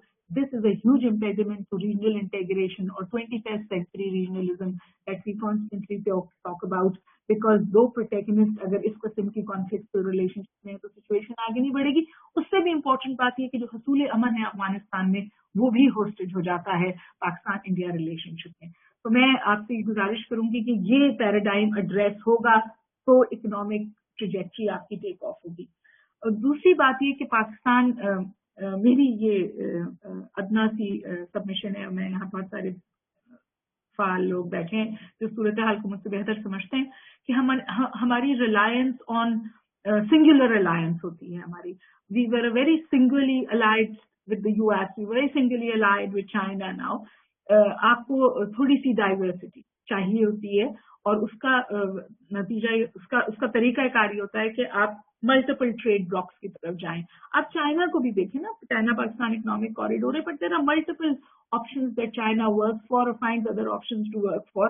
So if you're looking even at the Chinese model, I think there need to be multiple trade blocks that Pakistan should be looking at. Of course, I mean Turkey की बहुत अच्छी example अभी भी, और भी बहुत सारी चीजें। तीसरी बात ये जिसको शायद आप लोग बहुत हार्डकोर प्रैक्टिशनर्स हैं और मैं जो हूँ इंटरनेशनल रिलेशन के डोमेन से आपसे बात कर रही हूँ, मेरा ख्याल है रिकंसिलिएशन ऑफ नैरेटिव्स। हमारा रिकंसिलिएशन ऑफ नैरेटिव इंडिया के साथ नहीं है, हमारा रिकंसिलिएशन ऑफ नैरेटिव अफगानिस्तान के साथ नहीं है, हमारा रिकंसिलिएशन ऑफ नैरेटिव अमेरिका के साथ नहीं है। मुझे कभी कभी लगता है कि हमारा रिकंसिलिएशन ऑफ नैरेटिव चाइना के साथ भी नहीं है। I mean we speak without reconciling our narratives. I think वो एक अहम है और उससे बहुत ज्यादा काम होना चाहिए। और सबसे अहम चीज, मुझे नहीं पता मेरे पास कितना टाइम है, लेकिन मैं बात करना चाहती हूँ, मार्जिनलाइजेशन ऑफ स्पॉयलर्स। और उस स्पॉयलर्स में जो इस वक्त सबसे बड़ी हमारी चीज है वो डिसइंफॉर्मेशन सर्विस है। वो सोशल मीडिया का इस्तेमाल अंदर से पाकिस्तान के खिलाफ है, वो गलत इंफॉर्मेशन को कॉन्स्टेंटली थ्रो करता है।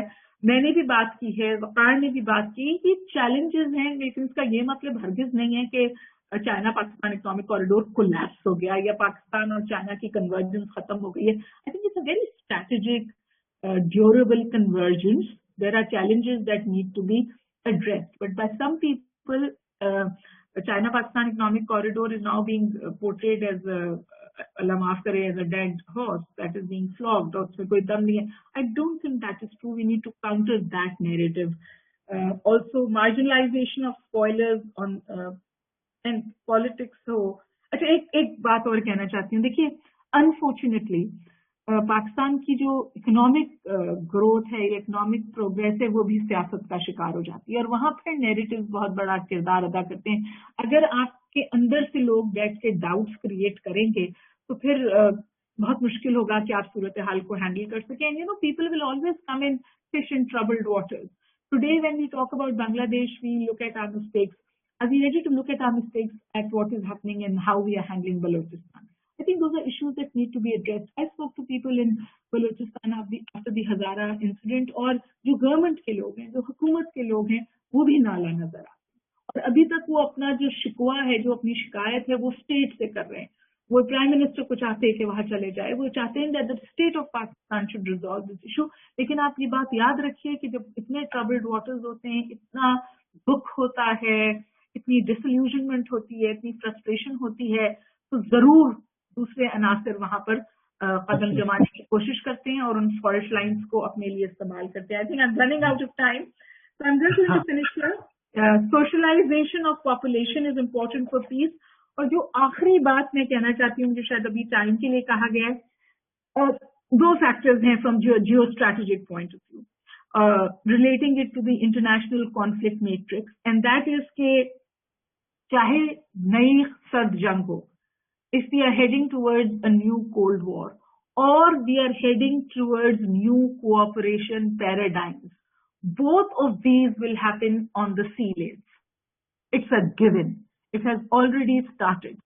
So my humble submission here is that Pakistan needs to concentrate, strengthen, focus on its naval build-up and how we are going to use the seas for cooperation and Allah maaf kare, even for confrontation.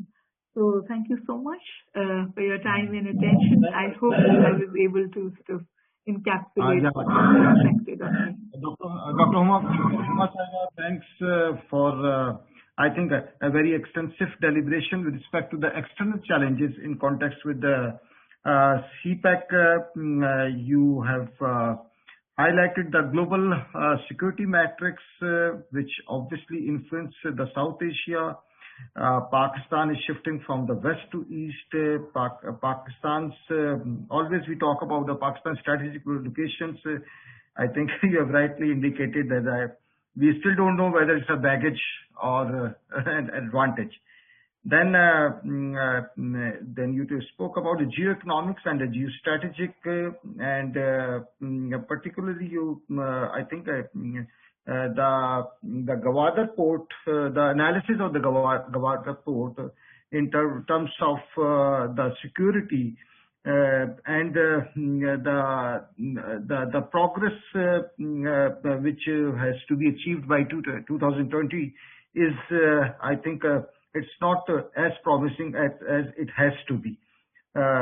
Then you also highlighted the Chinese reservations, particularly with respect to the internal security situation of the country, which has to be addressed if we need economic trajectory, and a number of interventions and approaches are required, and in context with our neighboring countries, that we must go for uninterrupted dialogues, whatever the circumstances exist, particularly with the India, and we have to diversify our trade blocks or the options instead of focusing a single reliance to any of the country or the bloc. There is a need to reconciliation of our narrative. Also, the misinformation of the CPEC has to be looked into it, and geostrategic in context with the or the naval cooperation has to be figure it out. Thank you, Dr. Huma, for giving a very comprehensive and not only comprehensive but a concise as well, by highlighting the external challenges with respect to CPEC. Thank you very much. Ladies and gentlemen, now we are lucky enough that the Senator Mushahid Hussain Saab is with us, and who is the chief guest of today's event. Just for his, let me apprise him what we are discussing since 12 noon. First of all, Hassan Daud Saab, and you already knows all these persons who are very much relevant with the CPEC. Hassan Daud Saab has given a broader perspective of the CPEC in context with the BRI.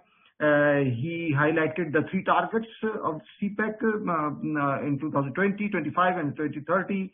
Then he spoke about the Chinese investment opportunity, foreign direct investments, and the connectivity from the national level up to the regional and the global. He talks about the blue economy, and he has also given a complete portfolio of the various projects under CPEC, whether those are energy, infrastructure, and special economic zone. Then Mr. Daud Ahmed, who is the Senior Vice President of the Pak-China Joint Chamber of Commerce and Industries, he highlighted the role of the chamber, the joint chamber, which is playing in terms of for making the project a successful project in perspective of business to business relationship, holding the exhibitions virtually and physically, apprising the Chinese counterparts about the Pakistani's laws, procedures, facilitating them for the visa processes,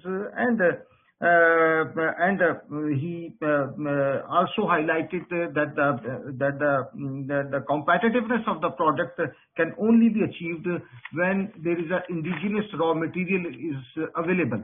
Dr. Vakar, who is with the SDPI, he highlighted the challenges in context with the internal challenges with respect to the CPEC, and he categorized those challenges in the political challenges, in the economic challenges, and then in the governance challenges. Dr. Huma has, I think you have already joined us in the session when she was talking about, and she spoke about the external challenges, geostrategic challenges, and the Chinese reservations, and how to remove those reservations for the effective implementations, and not only effective but the efficient and the timely implementations of the Chinese projects. Dr. Mushahid Hussain Sayyid, Senator Mushahid Hussain Sayyid Saab, the floor is yours. Please, for your deliberations and giving us your enlightened note on the subject. Please, Dr. Thank you, Dr. Saab. Assalamu alaikum and Bismillah ar-Rahman ar-Rahim. Good afternoon to all the ladies and gentlemen, especially the distinguished members of the panel. Abhi main sun raha tha Dr. Huma Baghai Sahiba ko, of course, bड़ी clarity के साथ हमारे दोस्त Hassan Daud साहब तशरीफ रखते हैं, पेशावर में आजकल होते हैं. He's done, I think, if any person in the government has done work on CPEC with single-minded determination, he's Hassan Daud साहब हैं, और he knows CPEC like the palm of his hand, you know. So he's really an insider on CPEC. और दाऊद अहमद साहब का भी मैं welcome करता हूँ और डॉक्टर वकार साहब को भी, वो भी हमारे दोस्त हैं STPI में. Doctor thank you to the Riphah institute of public policy. I am sorry for the delay. वो पार्लियामेंट की मीटिंग थी पब्लिक अकाउंट्स कमेटी की, तो आज वो LNG का इशू आया हुआ था, तो I was stuck in that, वो जो बड़ा अखबारों में भी बड़ा आ रहा है. तो when I was on my way here, तो मुझे वो टेलीफोन आया कि जी वो foreign journalist voice of America की तरफ से और लोगों से कि क्या आपका क्या तासुर है, ये जो वाशिंगटन है ये तो कू अटेम्प्ट की है ऑलमोस्ट ट्रम्प साहब ने.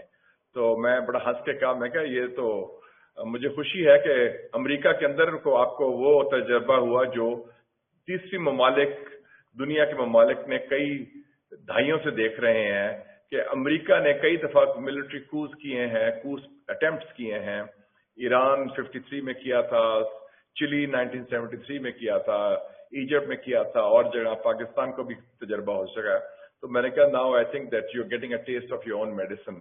तो ये अल्लाह ताला का निजाम है कि कई दफा आप जो समझते हैं कि बड़ा फिरौनियत के साथ सिर्फ हम दूसरे लोगों को बता सकते हैं, तो आपको जब खुद आपको पड़ती है तो आपको पता चलता है तो क्या उसके नताइज हैं. तो वो कुरान शरीफ में है ना, बतइज़्ज़ो मंतशा बतज़िल्लो मंतशा, अल्लाह ताला सबको इज्जत देता है या जिल्लत देता है. तो अमेरिका का भी थोड़ा सा जो एरोगेंस थी, जो तकब्बर था, रऊनियत थी, द एरोगेंस ऑफ पावर कि हम we are the sole superpower, वो मेरे ख्याल में उनको एक थोड़ी सी होश आ रही है कि क्या हालात है. एनीवे, तो और मैंने कहा कि लोग जो हैं बीजिंग में, मॉस्को में, तेहरान में बड़े हंस रहे होंगे कि आप हमें लेक्चर देते थे तो आपके साथ क्या हुआ. तो coming back to the topic, आपने जो सारी बात की, मैं I will be very brief and focused and maybe we can have discussion after that.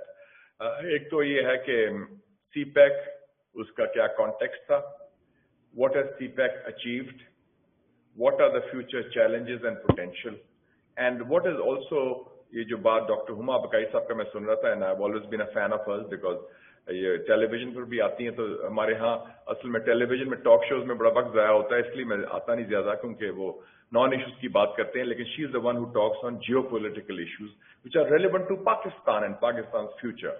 और उस हवाले से उन्होंने बड़ी अच्छी बातें की. एक तो ये है कि जब CPEC का पॉइंट हाईलाइट कर दूं सर कि we also have few Chinese media people also here. Okay, I believe there are some people from the Chinese media. I want to say ni hao to the Chinese friends also, and a warm welcome. And I was just saying that after the recent developments, last night's developments in Washington, in the capital of the United States, people must be laughing hard, whether they are in Moscow or Beijing or Tehran, that here is a country which used to lecture, and also in Pakistan also. They used to lecture to all of us, do this, do that, this is not right, this is not wrong, and this is wrong. So now we are seeing that they're getting a taste of their own medicine, and they're learning a lesson which they needed to learn. So it's a humbling experience for the once upon a time sole superpower, the United States of America, where I spent 3 and 4 years of my life as a student. Coming back to the topic of CPEC, I am very grateful to the RIFA Institute of Public Policy to take this initiative to focus on this very important issue, which is very relevant. First of all, to start off with, CPEC started as the pillar of the Belt and Road Initiative of President Xi Jinping, which he launched in September 2013 in Almaty, in Astana, in Kazakhstan. And that is probably, I think, arguably the most important developmental and diplomatic initiative of the 21st century, because which today includes about 117 countries and linked, as Dr. Huma Bakai also mentioned, the sea lanes are going to be important, to the maritime Silk Road and through also the Silk Road economic belt. And Pakistan is one among those countries which has both the maritime connectivity with China and also the land connectivity with China. So that places Pakistan in a very unique position apart from our other relationships with China, which are strategic and which are special. And of the 6 corridors, the China-Pakistan Economic Corridor is the one which is the pilot project, and which today is, by the grace of God, a success story. And this was initiated in May 2013 when Premier Li Keqiang came to Pakistan, and then it was cemented in April 2015 when President Xi Jinping came to Pakistan and 52 agreements were signed.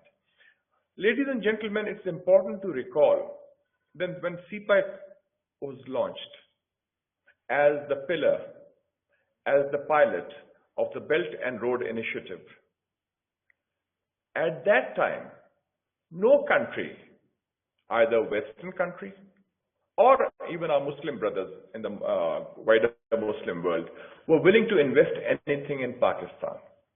We were suffering from terrorism, we were suffering from a lot of energy shortages, and we had issues which people were saying that this is a country where there's a lot of violence and which is not friendly towards investment. At that time, our best friend, our strategic partner, our iron brother China, invested in Pakistan, which I feel is a vote of confidence in Pakistan and its people and our future together as neighbors, allies and partners. And that was the turning point for Pakistan. And you can see that I know that there are a lot of people even in Pakistan who were naysayers. And I remember some very famous economists telling me, Mushahid Saab, this is just a dream. This will not materialize. Our bureaucracy can't handle it. The scale is too big. And this is too grandiose a project. It's huge.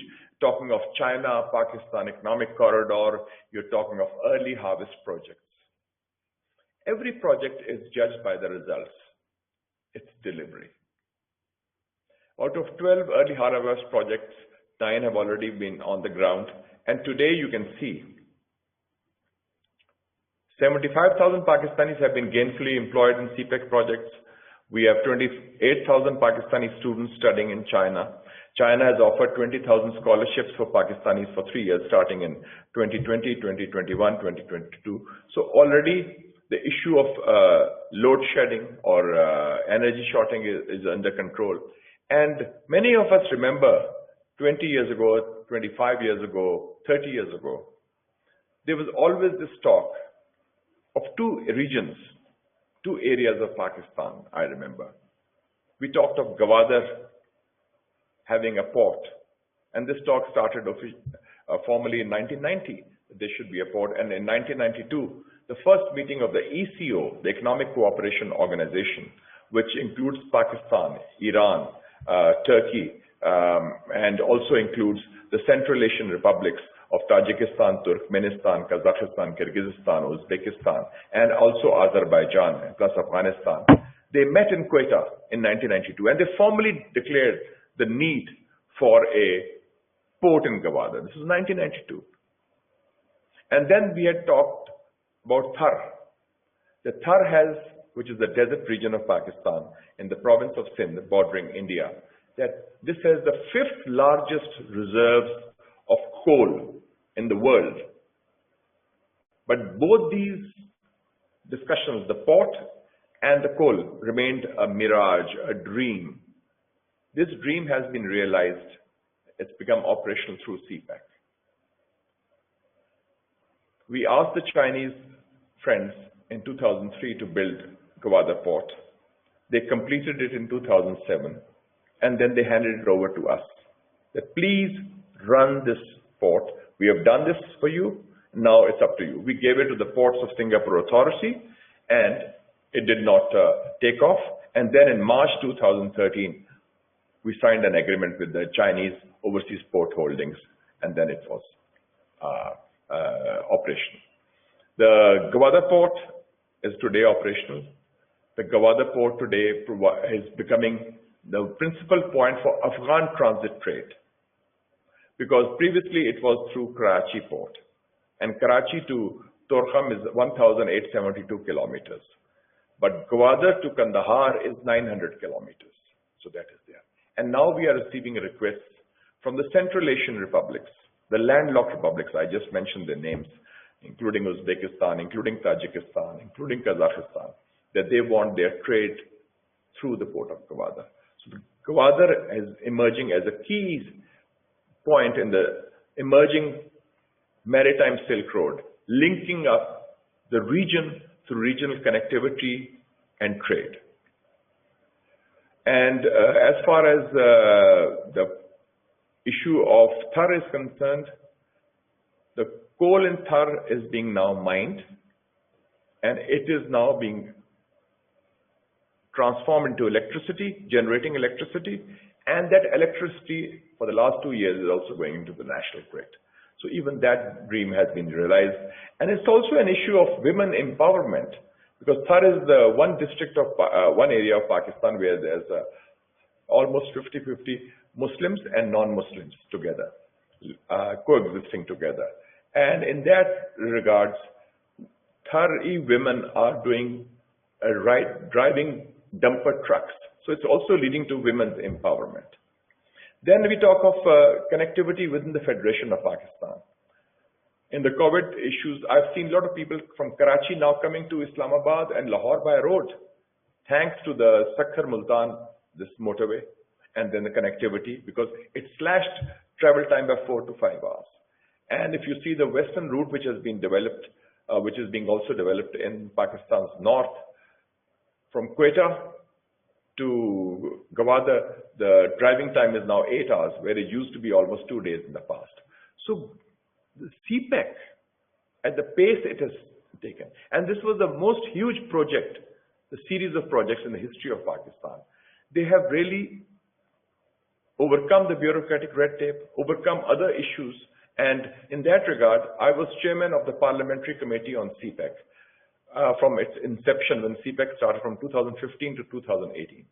And our main role was, and my committee had 21 members, we operated above party lines, and out of 21, 14 were from the smaller provinces because they have a very large stake in CPEC. So we were the bridge between the government and the provinces, the government and the opposition, and also providing coordination by slashing the red tape in Pakistan among the different departments. So CPEC has helped generate about 7,000-8,000 of megawatts of electricity. The energy shortage has been contained. It has contributed to connectivity within Pakistan's federation, uniting the provinces. It has generated jobs. It has been pivotal in reviving Gwadar port. It has been very important in exploring our own natural deposits of coal in Thar. And also it has added to, given a new hope to the people of Pakistan, and also a new image as an investment-friendly destination. When Saudi Arabia and UAE decided a year or so ago that they would invest in Gwadar, it was after the success of CPEC. And also CPEC, when we talk of geopolitics, has given us a strategic option, because the pressures that we had faced from the US, from India, from others, it has given us a strategic option that, okay, we are anchored in a very solid economic relationship with China, which is the world's fastest growing economy. And in that regard, China is helping Pakistan. Already the investment is worth about $20 billion. And then it has helped us in warding off pressures, because this BRI initiative is about connectivity, roads, railways, ports, pipelines, energy economy, and it is expanding and growing. Now when we come to this, the second phase of CPEC, I'm sorry if I'm repeating things which have already been said, but since I was not able to participate, I'm not sure, but I just will recap very briefly. The second phase of CPEC is probably the best of CPEC is yet to come, but that's also very challenging, because we are talking now of relocation of Chinese industry in Pakistan, industry which was worth $100 million or $200 million, because in China now, it used to be called the world's biggest factory. Then it became the world's biggest engineer. Now it is leading in innovation, artificial intelligence. An average Chinese worker earns about 80,000 rupees per month. An average Pakistani worker earns around 20,000 per month. So China wants to relocate its industry in other countries like Pakistan, Sri Lanka, Malaysia, Vietnam, Cambodia. So the other candidates also. So in that regard, the special economic zones are going to be extremely important. Where Mr. Hassan Daud is, they have talked of Rashakai, but I'd like to also sound a caveat that in Pakistan, we do not have a good experience of special economic zones. We do not have a notion of special economic zones. And I think that the Board of Investment is supposed to be handling that issue. They have had 4 different chairmen in the last 2 years. So I hope that the bureaucratic issue is resolved at our end. But that is one aspect. The second one is agriculture. Then we are talking of tourism. Then we are talking of culture. It was I who put in through my efforts that the very important key component is not just economy or defense or diplomacy. It's people to people, cultural relations. And I think that is extremely important. And we arrange these exchanges of delegation because the relationship, unless it reaches the grassroots at the people-to-people level, it will only remain confined to the governments, to the elite, to the VIPs. It has to be having that grassroots support, and that's why the cultural component would be added. And this year, by the way, 2021 is the 70th anniversary of the founding, of the establishment of diplomatic relations between Pakistan and China. So you will see a lot of momentum in that. So from CPEC, I think the main challenges are very clear. I think one of them was mentioned by Dr. Huma Bakai Saiba very rightly, the issue of disinformation. There are forces which want to have fake news, which want to have, try to put propaganda there. I'll just give you one example of propaganda. They used to talk of propaganda about CPEC was, oh, Chinese prisoners are working there. I said, there are no Chinese workers, prisoners in Pakistan. And then we checked the figures. That at the peak, there were 19,583 Chinese workers, basically engineers, experts, and technicians. And there are 120 Chinese projects in Pakistan, because CPEC is not the only aspect of Pakistan-China economic relations. So there are another 10, 15,000 Chinese. So there's no, but this was the propaganda carried out. Now they recently, you saw in the New York Times, this is 2 weeks ago, they said China has given bounties to the Afghan Taliban to kill American soldiers. And previously they accused the Russians of that. And the lowest American casualties took place in the last year and the year before that. So these are fake news which we have to counter. Yes, there are conflicts. They are going to use that. RAW is very active with Indian intelligence. Other forces may be active also. You have seen there are attempts to attack the CPEC projects. There are attempts to attack Chinese nationals also, and especially in Balochistan. So this conflict issues are there. There are also terrorist attempts in the province of Sindh now. We saw that in Gotki, in Ladkana, and Karachi also. So this is going to be one of the challenges, which is from the disinformation, because there are forces who fear this kind of relationship, because this helps Pakistan become a strong, economically strong country, and that is a fear of those who are opposed to it. They say imitation is the highest form of flattery. I went to Washington in November 2019 and I met the US Congress because I'm chairman of the Senate Foreign Affairs Committee. I met my counterparts, and they have established an organization to counter the BRI. It's called IDFC, International Development Finance Cooperation. It is led by a person named Adam Bowler, who has made 2 visits to Pakistan in the last 3 months. And they have an outlay of $60 billion, and they are going to focus on infrastructure. So, so far the projects have not begun, but they have done this as a bipartisan initiative to counter the BRI. And they call it the BUILD Act, B-U-I-L-D, better utilization of investments for, and development. But this is just to show that there are countermeasures also being taken. When we talk of the geopolitical context, it's very important to understand 3 important geopolitical realities in which CPEC is functioning, in which BRI is functioning, and in which Pakistan-China relations operate, and when we talk in 2021. One is the rise of China. This is the only power in the world which has risen peacefully, because China for the last 40 years has not been at war with any country. They had a border skirmish recently, instigated by India last May, but it was also unarmed combat. And so the peaceful rise of China is very much a reality. The British think tank, the Center of Economy and Business Research, in December projected that China would surpass the American economy in the next 7 years, by 2028. And they say that between now and that period, China's economic growth would be at 5.7% per annum, and the US economic growth would be at 1.9% per annum. And already you can see that reality before us. And that is why the efforts to contain China, to counter China.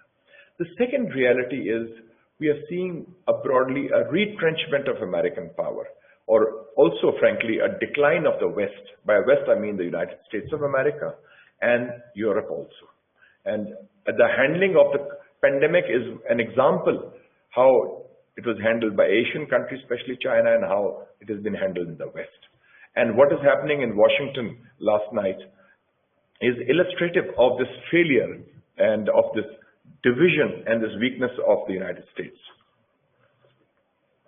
And the primary reason for this decline of the US is the money and the wars they fought after 9/11.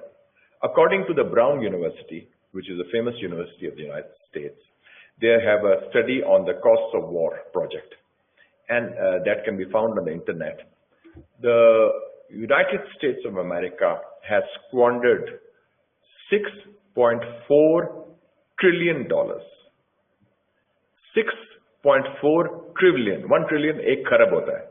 So $1 trillion is $1,000 billion in the wars they have been fighting in Afghanistan, in Pakistan, in Syria, in Iraq, in Libya, in Somalia, after 9/11. This is the extent of how much they have wasted. And that is why now they are seeking some sort of a peace settlement in Afghanistan, courtesy Pakistan. So that is the second reality. And that is why there's talk of this new Cold War. And there's also propaganda against the so-called debt trap. In fact, there's a very good article which I just read a few days ago, and I will refer it to the organizers later on so you can study that, written by academics in the US and also in the UK, that how there's a myth of debt trap. They say China is building up the debt trap. Sri Lanka's debt to China is less than 6% of the total debt. Our debt to China is less than 7% of our total debt.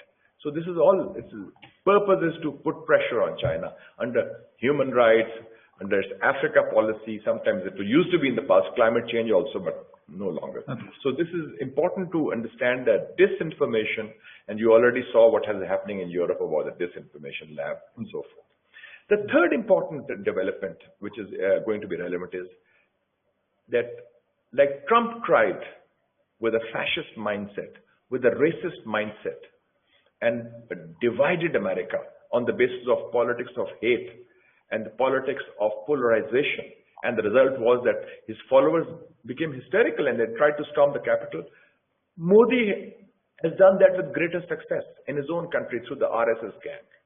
And that is a serious threat because he's trying to transform the Indian state from the ideals of Nehruvian socialism or secularism, of pluralism, of being India is a big, large country, a great civilization, which includes not just Hindus, but Muslims and Sikhs and Parsis and different nationalities, different ethnic groups, and to make that into a republic of Hindutva, which he is trying.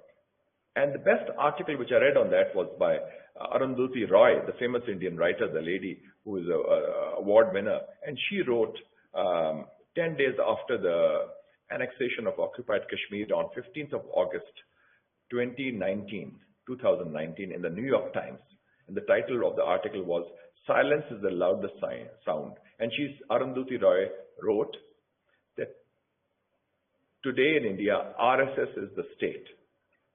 And an architecture of fascism is being erected in India. And how India is using force against its own people in the northeast, in occupied Kashmir, and even in Punjab now against the Sikh community. So this transformation in India means that India is becoming more aggressive, and that's why they have had conflict with Pakistan, Pulwama last year. They attacked us. We hit back. We shot down the 2 planes, captured the pilot, and then let him go as a gesture of goodwill. They provoked China because when they announced the annexation of occupied Kashmir, they also said that Aksai Chin, the region which unites Tibet with Xinjiang provinces, parts of Ladakh, is part of India. And they also showed maps of that. and that also provoked the Chinese. So Chinese did teach them a lesson, and because of that situation now, China is a de facto, I would say, a party to the Kashmir dispute also, because when you talk to the whole region. And also they have a dispute with Nepal. Nepal had to change the map also, and that's now part of the new constitution in Nepal. So this is the context where that defines that. One final point I'd like to say is that BRI was launched. There was a context to that also, because it was started in the Obama period. In 2011, two developments took place. You are students of international relations. You are students of history. You should know those facts and try to connect the dots. Two developments under President Obama. In July 2011, Secretary of State of USA, Hillary Clinton, went to India. She went to, Chennai, formerly Madras, and she announced that a new Silk Road will be launched. The Silk Road started from China 2000 years ago, which linked up and connected with Europe through Middle East, South Asia, our region also, and which was largely silk trade. That's why it's called the Silk Road. They said we launch a new Silk Road, and she announced it in India, which is seen by itself as a rival of China. And secondly, in November 2011, Obama, after having failed in American policy in the Middle East and the Muslim world, he announced in Australia, in a speech to the Australian Parliament, that the US will have a pivot to Asia, meaning the US will now be focusing on Asia to contain China. So if you see these two developments, so when Xi Jinping took over, he took over in 2012, a year later, and the party congress, and this BRI was announced in 2013. So there is that context also. So there is a geopolitical context also to the BRI, because China is looking at a world through connectivity. And while the US has still been stuck in a world of conflict and confrontation. And I agree with Dr. Huma Bakai, the future is going to be in the sea lanes. In Washington, when I went there in November 2019, it was intriguing me. I said, why have you changed the name of Asia Pacific to Indo-Pacific? Because India is not part of the Pacific Ocean. India is part of the Indian Ocean. And they frankly, this is private conversations, they frankly said, this is the US Senate, they said, because we want to bring India into the whole thing. Indo-Pacific there. And that's why their commanders are saying from Hollywood to Bollywood, we will unite and so forth. So we are looking at a new world. There is also going to be some confrontation. There's the talk of containment, I think, but Pakistan, in my view, has got some strategic space when we talk today. Absolutely. The Americans have lost the war in Afghanistan. They need Pakistan's support to bring some semblance of peace, or at least initiate the peace process, which we have done. CPEC has given us a strategic option for us to emerge as a hub of regional economic connectivity. So that has given us the thing. Under Biden, he will seek better relations with Iran, which means lessening of tensions in our region. And Modi has overreached. Modi has been taught a lesson by China. China is now a party to the Kashmir dispute, and Modi has also been fighting with the Nepalese. He's also annoyed the Bangladesh over this issue of the Citizen Amendment Act, which discriminates against Muslims. And that is why you see a small but important thawing or improvement of Pakistan-Bangladesh relations. So regionally, a weakened and divided America will have a more, I would say, internally focused policy and less aggressive foreign policy. And Modi also, I think, has realized after his encounters with China last summer and Pakistan in Pulwama that it's not easy to browbeat and bully neighbors, and even Nepal has stood up to him. So Pakistan has got strategic space for the next couple of years, a geopolitical breather, and I think we should use it to our advantage, and so that our interests are promoted, our people also benefit from this connectivity, and we can really build a better tomorrow for our people, for the region, a better tomorrow with no overlords and no underdogs. I thank you very much for your patience, and it's been a pleasure to be with you. And I look forward to the interaction with your organization. Thank you very much. I think Senator Musharraf Hussain Saab, thank you very much for giving a complete thesis of CPEC. It's amazing. You have given all the aspects, and we are also honored that you are the part of this very important CPEC seminar organized by School of Business, Bahria University, in collaboration with the Refa Institute of Public Policy. And I also I have to acknowledge Uruj Zia from Bahria University, who is working under the leadership of Dr. Bashir Ahmed, the principal of the School of Business. I think she is the catalyst for materializing this seminar. Yes. Before yes, I must thank her also. She was the one who was pushing me and prodding me. Yeah. Before I hand over to Dr. Bashir Ahmed, who is the principal of School of Business, Bahria University, for the vote of thanks, one important component of this seminar is to take the questions from the students, because they need information. There are a lot of questions which exist in their mind, and they would like to ask all the distinguished panels as well as from your good self as well. So Uruj, you may please just organize which student has to place his or her questions in accordance with their request.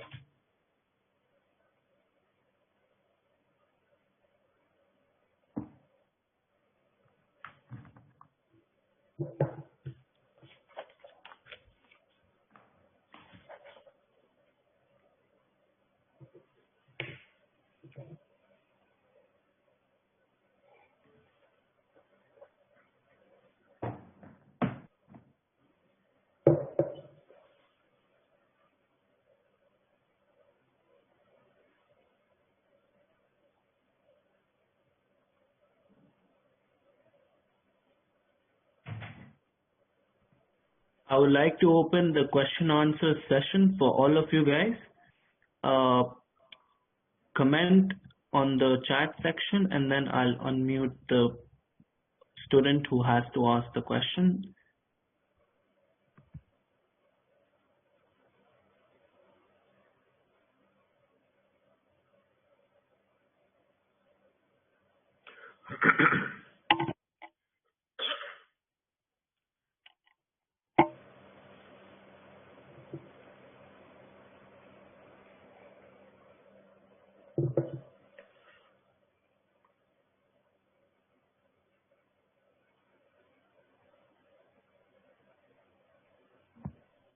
There's a question from Nasser. CPEC gave opportunities to Pakistan to become the hub of the regional economics as well.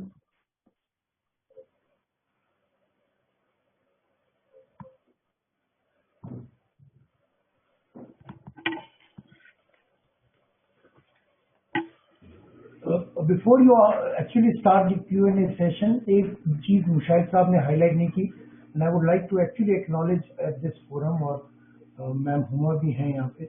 I think जो Western Corridor है, उसको आज जिस state में है, उसको आज state में लाने पे भी मुशाहिद हुसैन साहब का एक कलीदी किरदार है.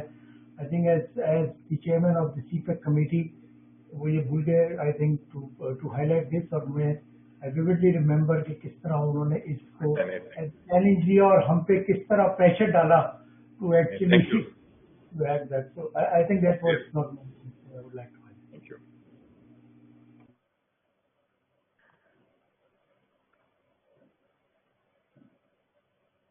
बहुत मेहरबानी.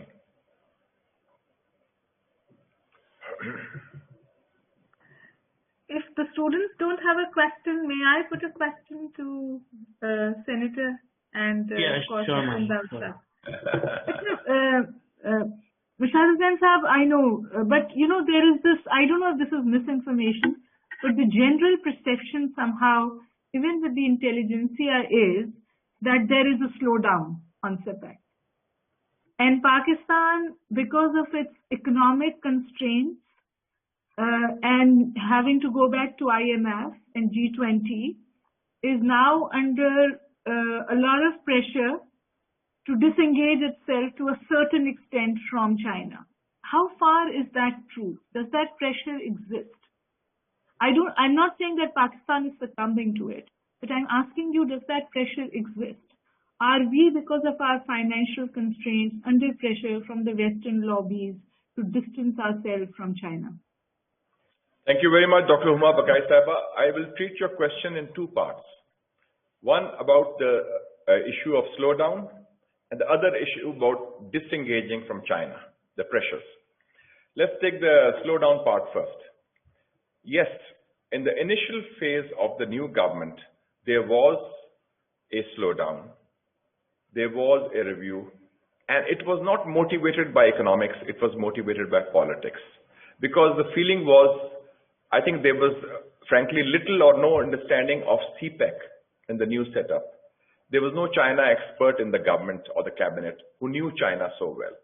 And in fact, I still remember in 2011, I was in China. Some friends asked me from the International Department of the Communist Party of China. They said, we want to invite some political leaders, new political leaders from Pakistan. Well, who do you recommend? I said, invite Imran Khan. He's a rising star.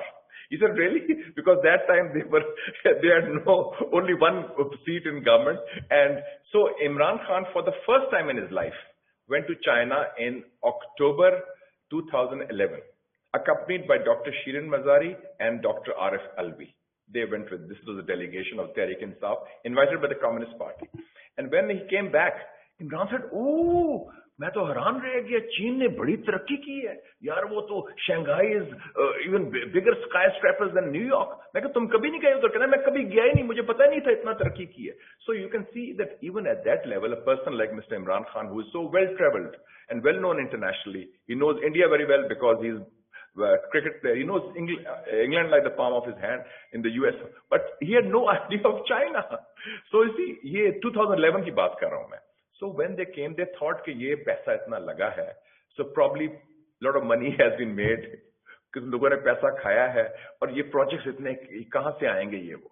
So I think it took them a year or so, and there was also, frankly, some irresponsible statements from ministers who were ill-informed and ignorant, and that also damaged. Then General Bajwa, the army chief, and to his credit, I would say, he talked to President Xi Jinping personally. Very rare. Army chief of Pakistan has a personal meeting with Xi Jinping, the number one in China, which is normally protocol they don't. And then they were reassured that, yes, don't worry, we are the guarantor, we are the stakeholders, and they built a special security division. One is already there, the other one is coming up. So we'll provide protection to Chinese projects and personnel. And then I think after the Prime Minister's own visit, it was in April 2019 at the second Belt and Road Forum. I was there in my own individual capacity, and I met him there also at the banquet of Xi Jinping. So he then said, yes, this is. So then it took time to take political ownership. And now you can see the statements of the Prime Minister also when he was interviewed by Al Jazeera or interviewed by Kamran Khan. He said the economic future of Pakistan is linked with China. And he made it very clear in both cases. And that any efforts to contain China will fail. This is quote unquote. The other aspect is the efforts to disengage. This is very important. Yes, there are lobbies, there are pressures. But Dr. Seba, you are an expert in international relations and you have a good sense of history.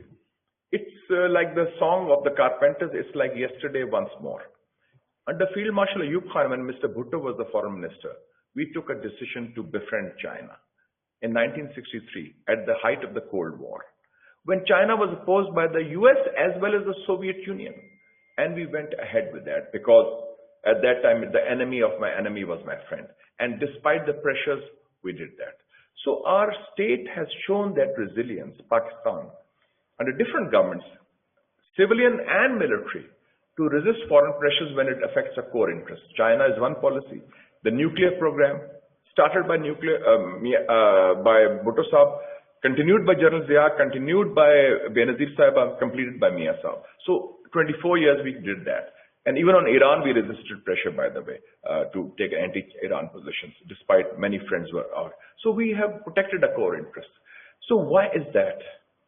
You see, the thing is that China gives us diplomatic air cover.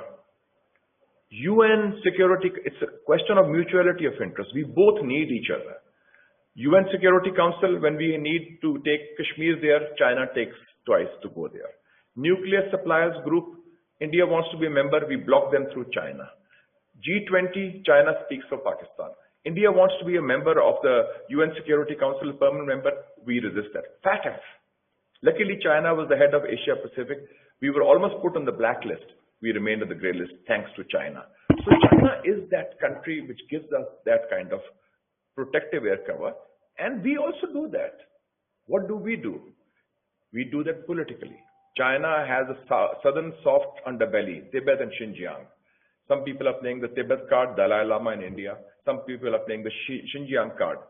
We resist that. When Turkey was critical of China on some issues, we went to Turkey and said, no, China is a friend, let's move together. So we also give a lot of support to China in a very hostile region where there are efforts to contain China. So both countries, we need China economically and militarily, and they need us politically and diplomatically also. Because we are an important Muslim country, we are an important player in the international system, so we also reinforce that special strategic relationship. Yes, the IMF asked for records, they saw the records. And then they approved, they said there's nothing there. And in fact, World Bank has written one or two very good papers on the Belt and Road and how this will add employment, this will generate. And they said that thanks to BRI, employment of 300,000 people have gotten jobs. Not just Pakistan 75,000, but the whole world. And they also gave a positive feedback also. And please, Dr. Sahiba, don't forget, China is also not just focused on BRI and CPEC. It's built alternative financial institutions. The Asian Infrastructure Investment Bank, AIIB, based in Beijing, which was opposed by the US, but everybody's joined it. The New Development Bank, based in Shanghai. The Silk Road Fund.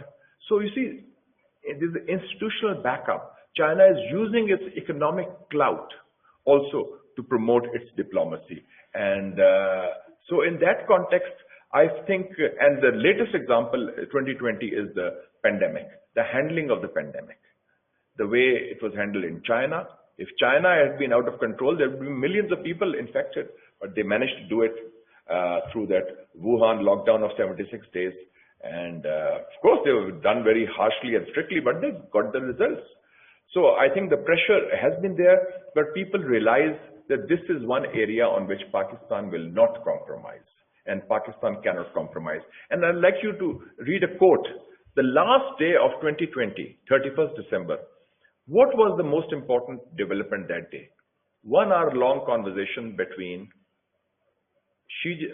Wang Yi, the foreign minister of China, and Shah Mahmood Qureshi, the foreign minister of Pakistan. 1 hour long.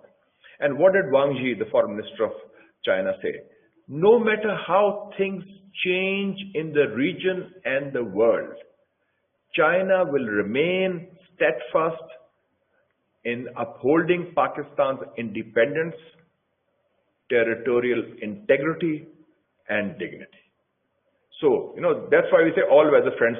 Weather may change.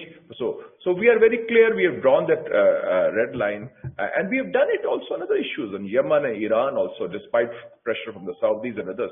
And it was not easy. So, and now when the money was being withdrawn by a friendly Muslim country, who put in the money there? It was China. And China has also given, by the way, $1 billion grant for socio-economic development as part of CPEC for the next 3 years. And there are going to be 27 projects in socio-economic areas, water, irrigation, vocational training, education, and so forth. And I've been saying that education is the key, and also people-to-people cultural connectivity. And I hope that things will work. So I think that pressure will remain. Propaganda will also be there. There'll be fake information also. And also, I think one new thing is that last year, there was this free trade agreement with China. So hopefully the business community, which had certain reservations about trading with China, I think they feel they'll get a better deal in that. So I would say the relations are on track. They are firm, they are strong, they are resilient, and CPEC slowdown is not the case. Thank you. इसमें मैं वैसे तो अपने उस्ताद के बाद बिल्कुल नहीं बोलना चाहिए, हसन दाऊद साहब आप माशाल्लाह मैम हुमा ने क्योंकि मेरा नाम भी लिया, so I would just like to highlight एक मैम हुआ, I would like to highlight one important thing. Well, I was working in almost in 2019. I thought of doing a research on how our media is working on various aspects, especially to BRI, and in that I worked on Hamban Tuta, by the way. And और उसको comparison किया with Gwadar. And the most interesting part कि Sri Lankans ने Hamban Tuta पे in the year 2018 and 19 only 23 articles publish किए थे, और पाकिस्तान में over 300 articles Hamban Tuta port के बारे में थे. So हमें दुनिया की फिक्र कुछ ज्यादा होती है आई थिंक, और हम मीडिया के अंदर बहुत सारी उन चीजों को भी डिस्कस करते हैं जो कि एक्चुअली फैक्चुअली ऑन ग्राउंड नहीं होता. दोनों प्रोजेक्ट इतने डिसिमिलर हैं, and I can have a 1 hour discussion, और Mushahid champion of this. Lastly जहाँ तक स्लोनेस की बात है, आई थिंक कि जब बिकॉज मैं इसके साथ 2009 से हूँ, when I was in the embassy and following from there. जब इनिशियली 2013 में हुआ तो देयर वाज अ पीरियड जिसमें वहां पर अंडरस्टैंडिंग डेवलप हो रही थी, एमओयू साइन हुए. और आप अगर देखिए तो 2015 से onward actually implementation, active implementation शुरू हुई, और उसमें सेनेटर साहब कमेटी के चेयरमैन भी थे, और उन्होंने सिमिलरली यहाँ पर भी ऐसा ही हुआ, और इट टुक सम टाइम. और मैंने चूंकि पहली ब्रीफिंग दी थी CPEC, स्टिल रिमेंबर, और उसके बाद देन लॉन्ग टर्म प्लान पे और Gwadar master plan. So I think this is a process, it will. और मैं फिर चाइनीज कोट करूंगा कि does not matter how fast you are moving as long as you are moving. तो मैं ये जरूर कोट करूंगा. और ये slowness is a subjective discussion. I think इसमें हमें इंग्रॉस उतना नहीं होना चाहिए. हाँ, हमें अपने एंड स्टेट का पता होना चाहिए. मैं हमेशा लोगों को कहता हूँ कि 2013 में चाइना के पास 6G होगा, which will be 1000 times faster to what internet is today. तो एक्चुअली उसके बारे में सोचें. स्लोनेस और largeness is a very subjective discussion, but a brilliant talk by you, and I have noted on all those points, and tomorrow when I go to Ministry of Planning, I'll share with them. Thank you. Good, thank you. Thank you very much, Daud साहब, बहुत अच्छा. Thank you very much senator साहब और madam Huma बकाई साहिबा और तमाम organiser का. मैं डॉक्टर असलम वेस्टबेला यूनिवर्सिटी से खातिब हूँ. तो सर बहुत अच्छा लगा आपको सुन के. It was very informative talk I have attended ever. So my question is more rather than academic than policy maybe. So since we are located in Balochistan and I did not witness any, I mean like vocational institution or training center or whatever, which is being built in from the funds of CPEC in order to tackle the workforce which will be required for the industry which is being relocated from China to Pakistan. क्योंकि ऐसा हमें ऐसा कोई institute हम अपने पाकिस्तानियों या particularly Balochistan भाइयों के लिए ऐसा हमने सच कोई ट्रेनिंग सेंटर या कोई सिस्टम नहीं देखा कि जिसमें हम इनको ट्रेन कर सकें कि जब वो इंडस्ट्री यहाँ पर रिलोकेट होगी तो हम कैसे उसमें अपने लोगों को वहाँ पे जॉब देंगे. क्योंकि सबसे बड़ा कंसर्न यहाँ पे लोगों का ये है कि जब इंडस्ट्री आएगी तो it will also bring the Chinese workers with them, not the Pakistani worker will get the job. So इसको हम कैसे एड्रेस करेंगे, because we need to talk about this and there is no particular or real picture about that. तो इसका थोड़ा सा अगर आप मुझे वो कर दें. डॉक्टर साहब थैंक यू वेरी मच. एक तो ये बड़ा क्लियर है कि I know I been going to Gwadar regularly और बलूचिस्तान और as a journalist also in the past and have good very good relations there in Balochistan. इसमें सबसे जो बड़ी बात है कि सीपैक को ये ना समझे कि अमृत धारा है, कि इट्स अ मैजिक वॉन्ड कि उसकी वजह से सारा होगा. हमारी अपने जो हुकूमतों की, चाहे वफाकी हुकूमत हो या सूबाई हुकूमत हो या क़यादत हो, उनकी जो नालायकियां या उनकी जो गलतियां या उनके जो फोकस नहीं है. अगर हमने गवादर में साफ पानी नहीं मुहैया किया उनके, तो उसका सीपैक से ताल्लुक नहीं है. अगर हमने उधर कोई इंस्टीट्यूशन नहीं बनाया, उसका सीपैक से ताल्लुक नहीं है. मैं एक मिसाल देता हूं, बिजली कहां से आती है इसको गवादर में. 74 मेगावाट गवादर की बिजली है रोज की, 74. वो कहां से आती है? ईरान से आती है. ईरान आपको 100 मेगावाट बिजली देता है, 74 megawatt is used in Gwadar, 26 megawatt बाकी वो जिवानी, पसनी, ये वो सारा। अब कई लोगों ने कहा जी ग्वादर बंदरगाह आ रही है, क्या बनेगा? उनको डर चाइनीज वर्कर्स का नहीं है डॉक्टर साहब, उनको डर है पठान वर्कर्स और पंजाबी वर्कर्स का। वो कहते हैं कि ये आज टेक ओवर करेंगे। चीन बहुत दूर है इस वक्त, चीनी वर्कर आपके पास नहीं आएगा, उसको 80,000 रुपए तनख्वाह मिलती है उधर, वो गाड़ी भी चलाता है, वो वेल ऑफ हो गया है।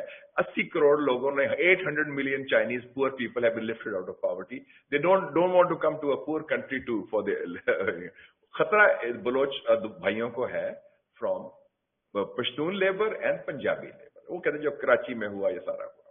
सो इस वक्त जो इशू है 7 डिफरेंट सीपेक रिलेटेड, सीपेक की वजह से क्या हुआ है? Gwadar institute for technology, Gwadar vocational training centre, 300 megawatt power plant, बिजली की जो बात कर रहे थे, water desalination plant.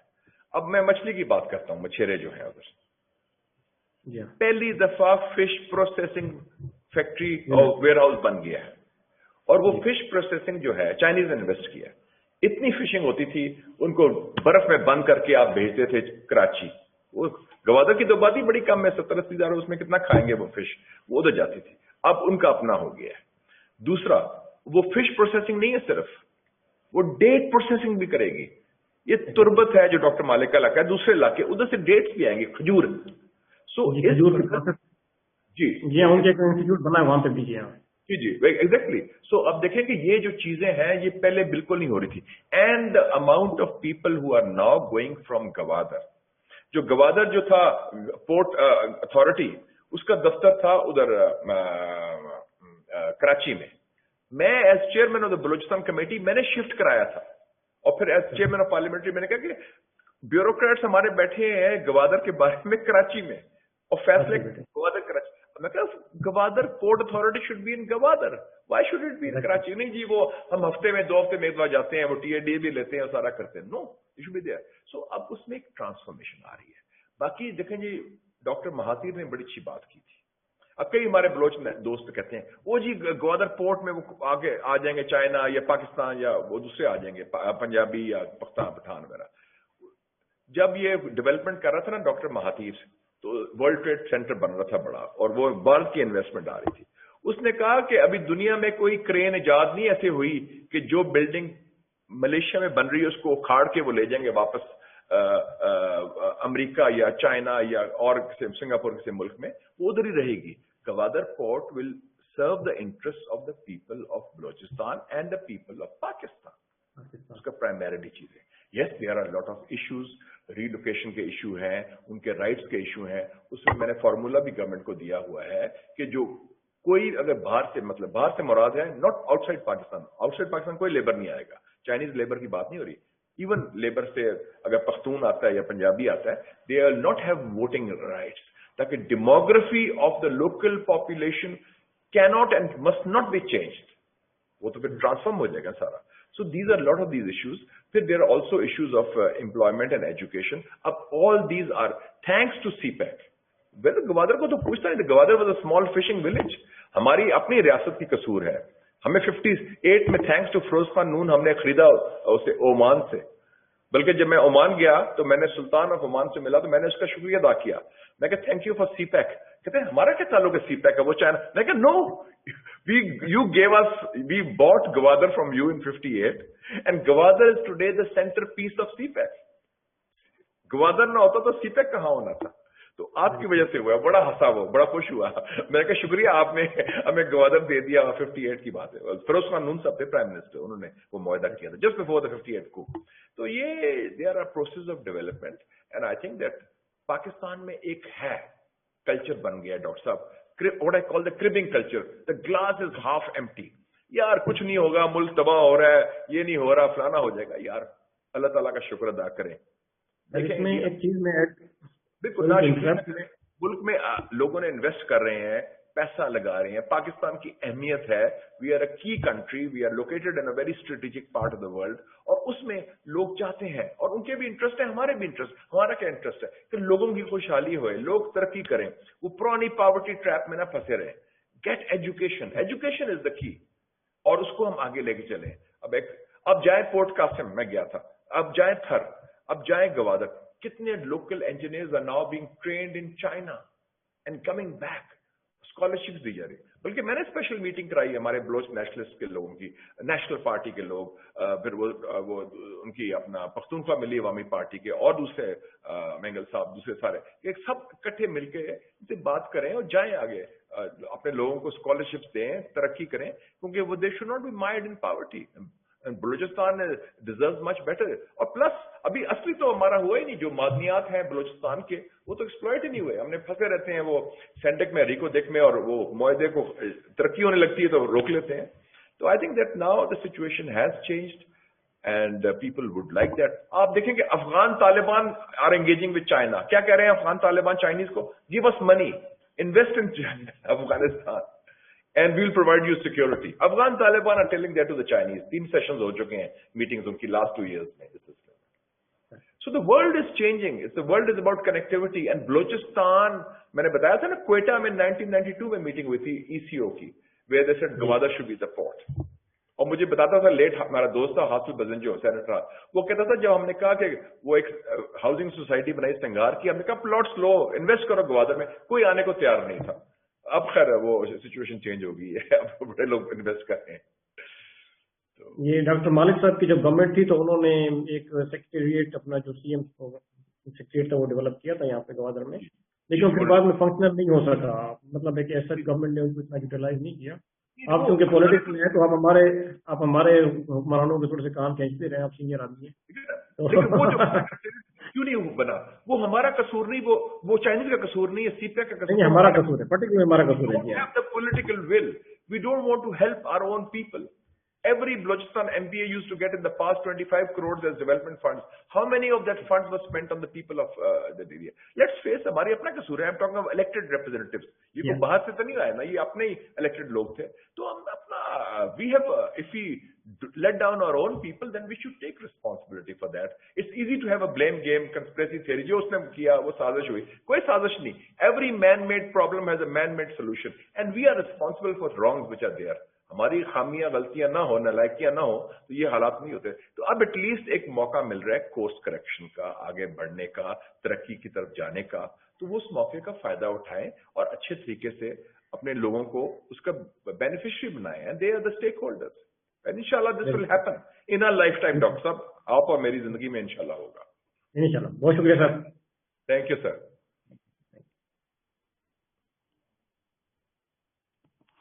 Thank you very much.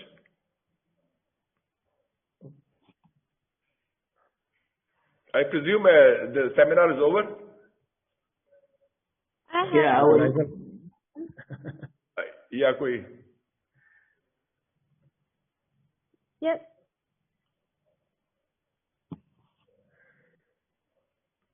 Because I had an interview at in the next 15 minutes. Ek aur jagah. Al, you wanted to ask a question from China Economic Net? Yes, thank you, sir. Thank you, sir. I have a question to distinguished senator. Yes. Yes, sir.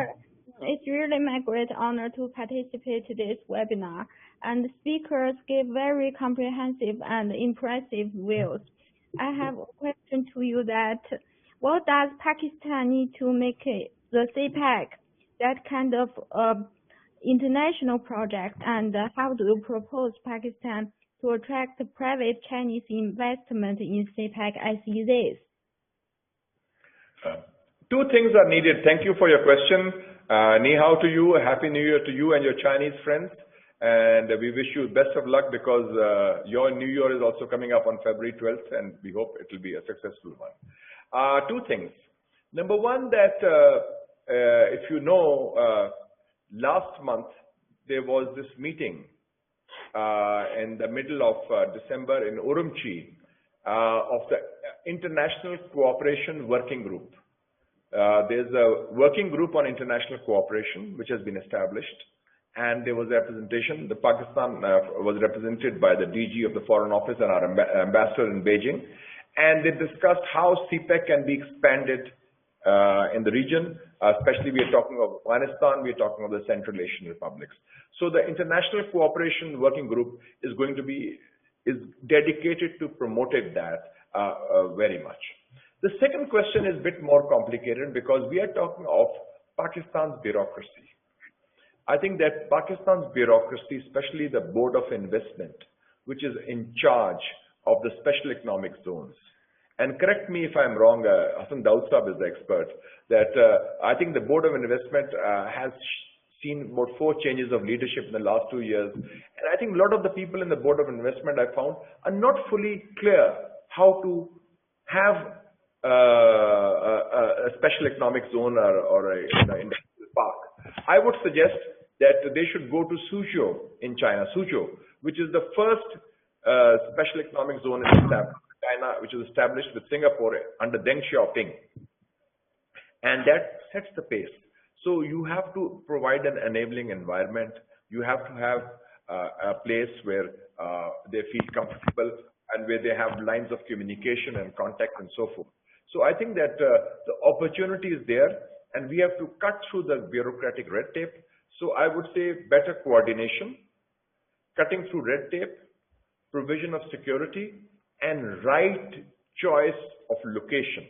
Right now we have in Gwadar Port Industrial Zone, we have in Rashakai, we are planning that, we have in Dhabeji in Sindh, and we have Allama Iqbal in Faisalabad. Okay, they have all been selected with the help of the provincial governments. But now we have to provide the enabling environment for that, and I think the homework needs to be done. And I would say that a person like, if I was the Prime Minister, I would appoint Mr. Hassan Daud as the czar, as the boss of the special economic zones. That, okay, Daud Saab, you are a person who is a doer, you can do it, and I give you the task in the next 3 years.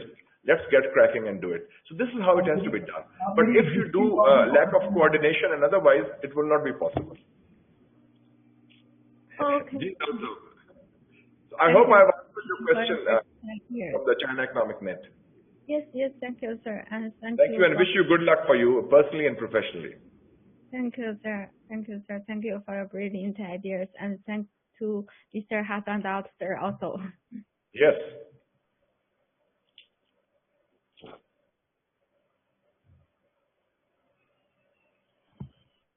With this, I would like to conclude the webinar on the behalf of Baharia Business School and the RIPUP Policy Institute. I would like to thank the Senator Mushahid Hussain and all the other speakers for today. CPEC has been an institute and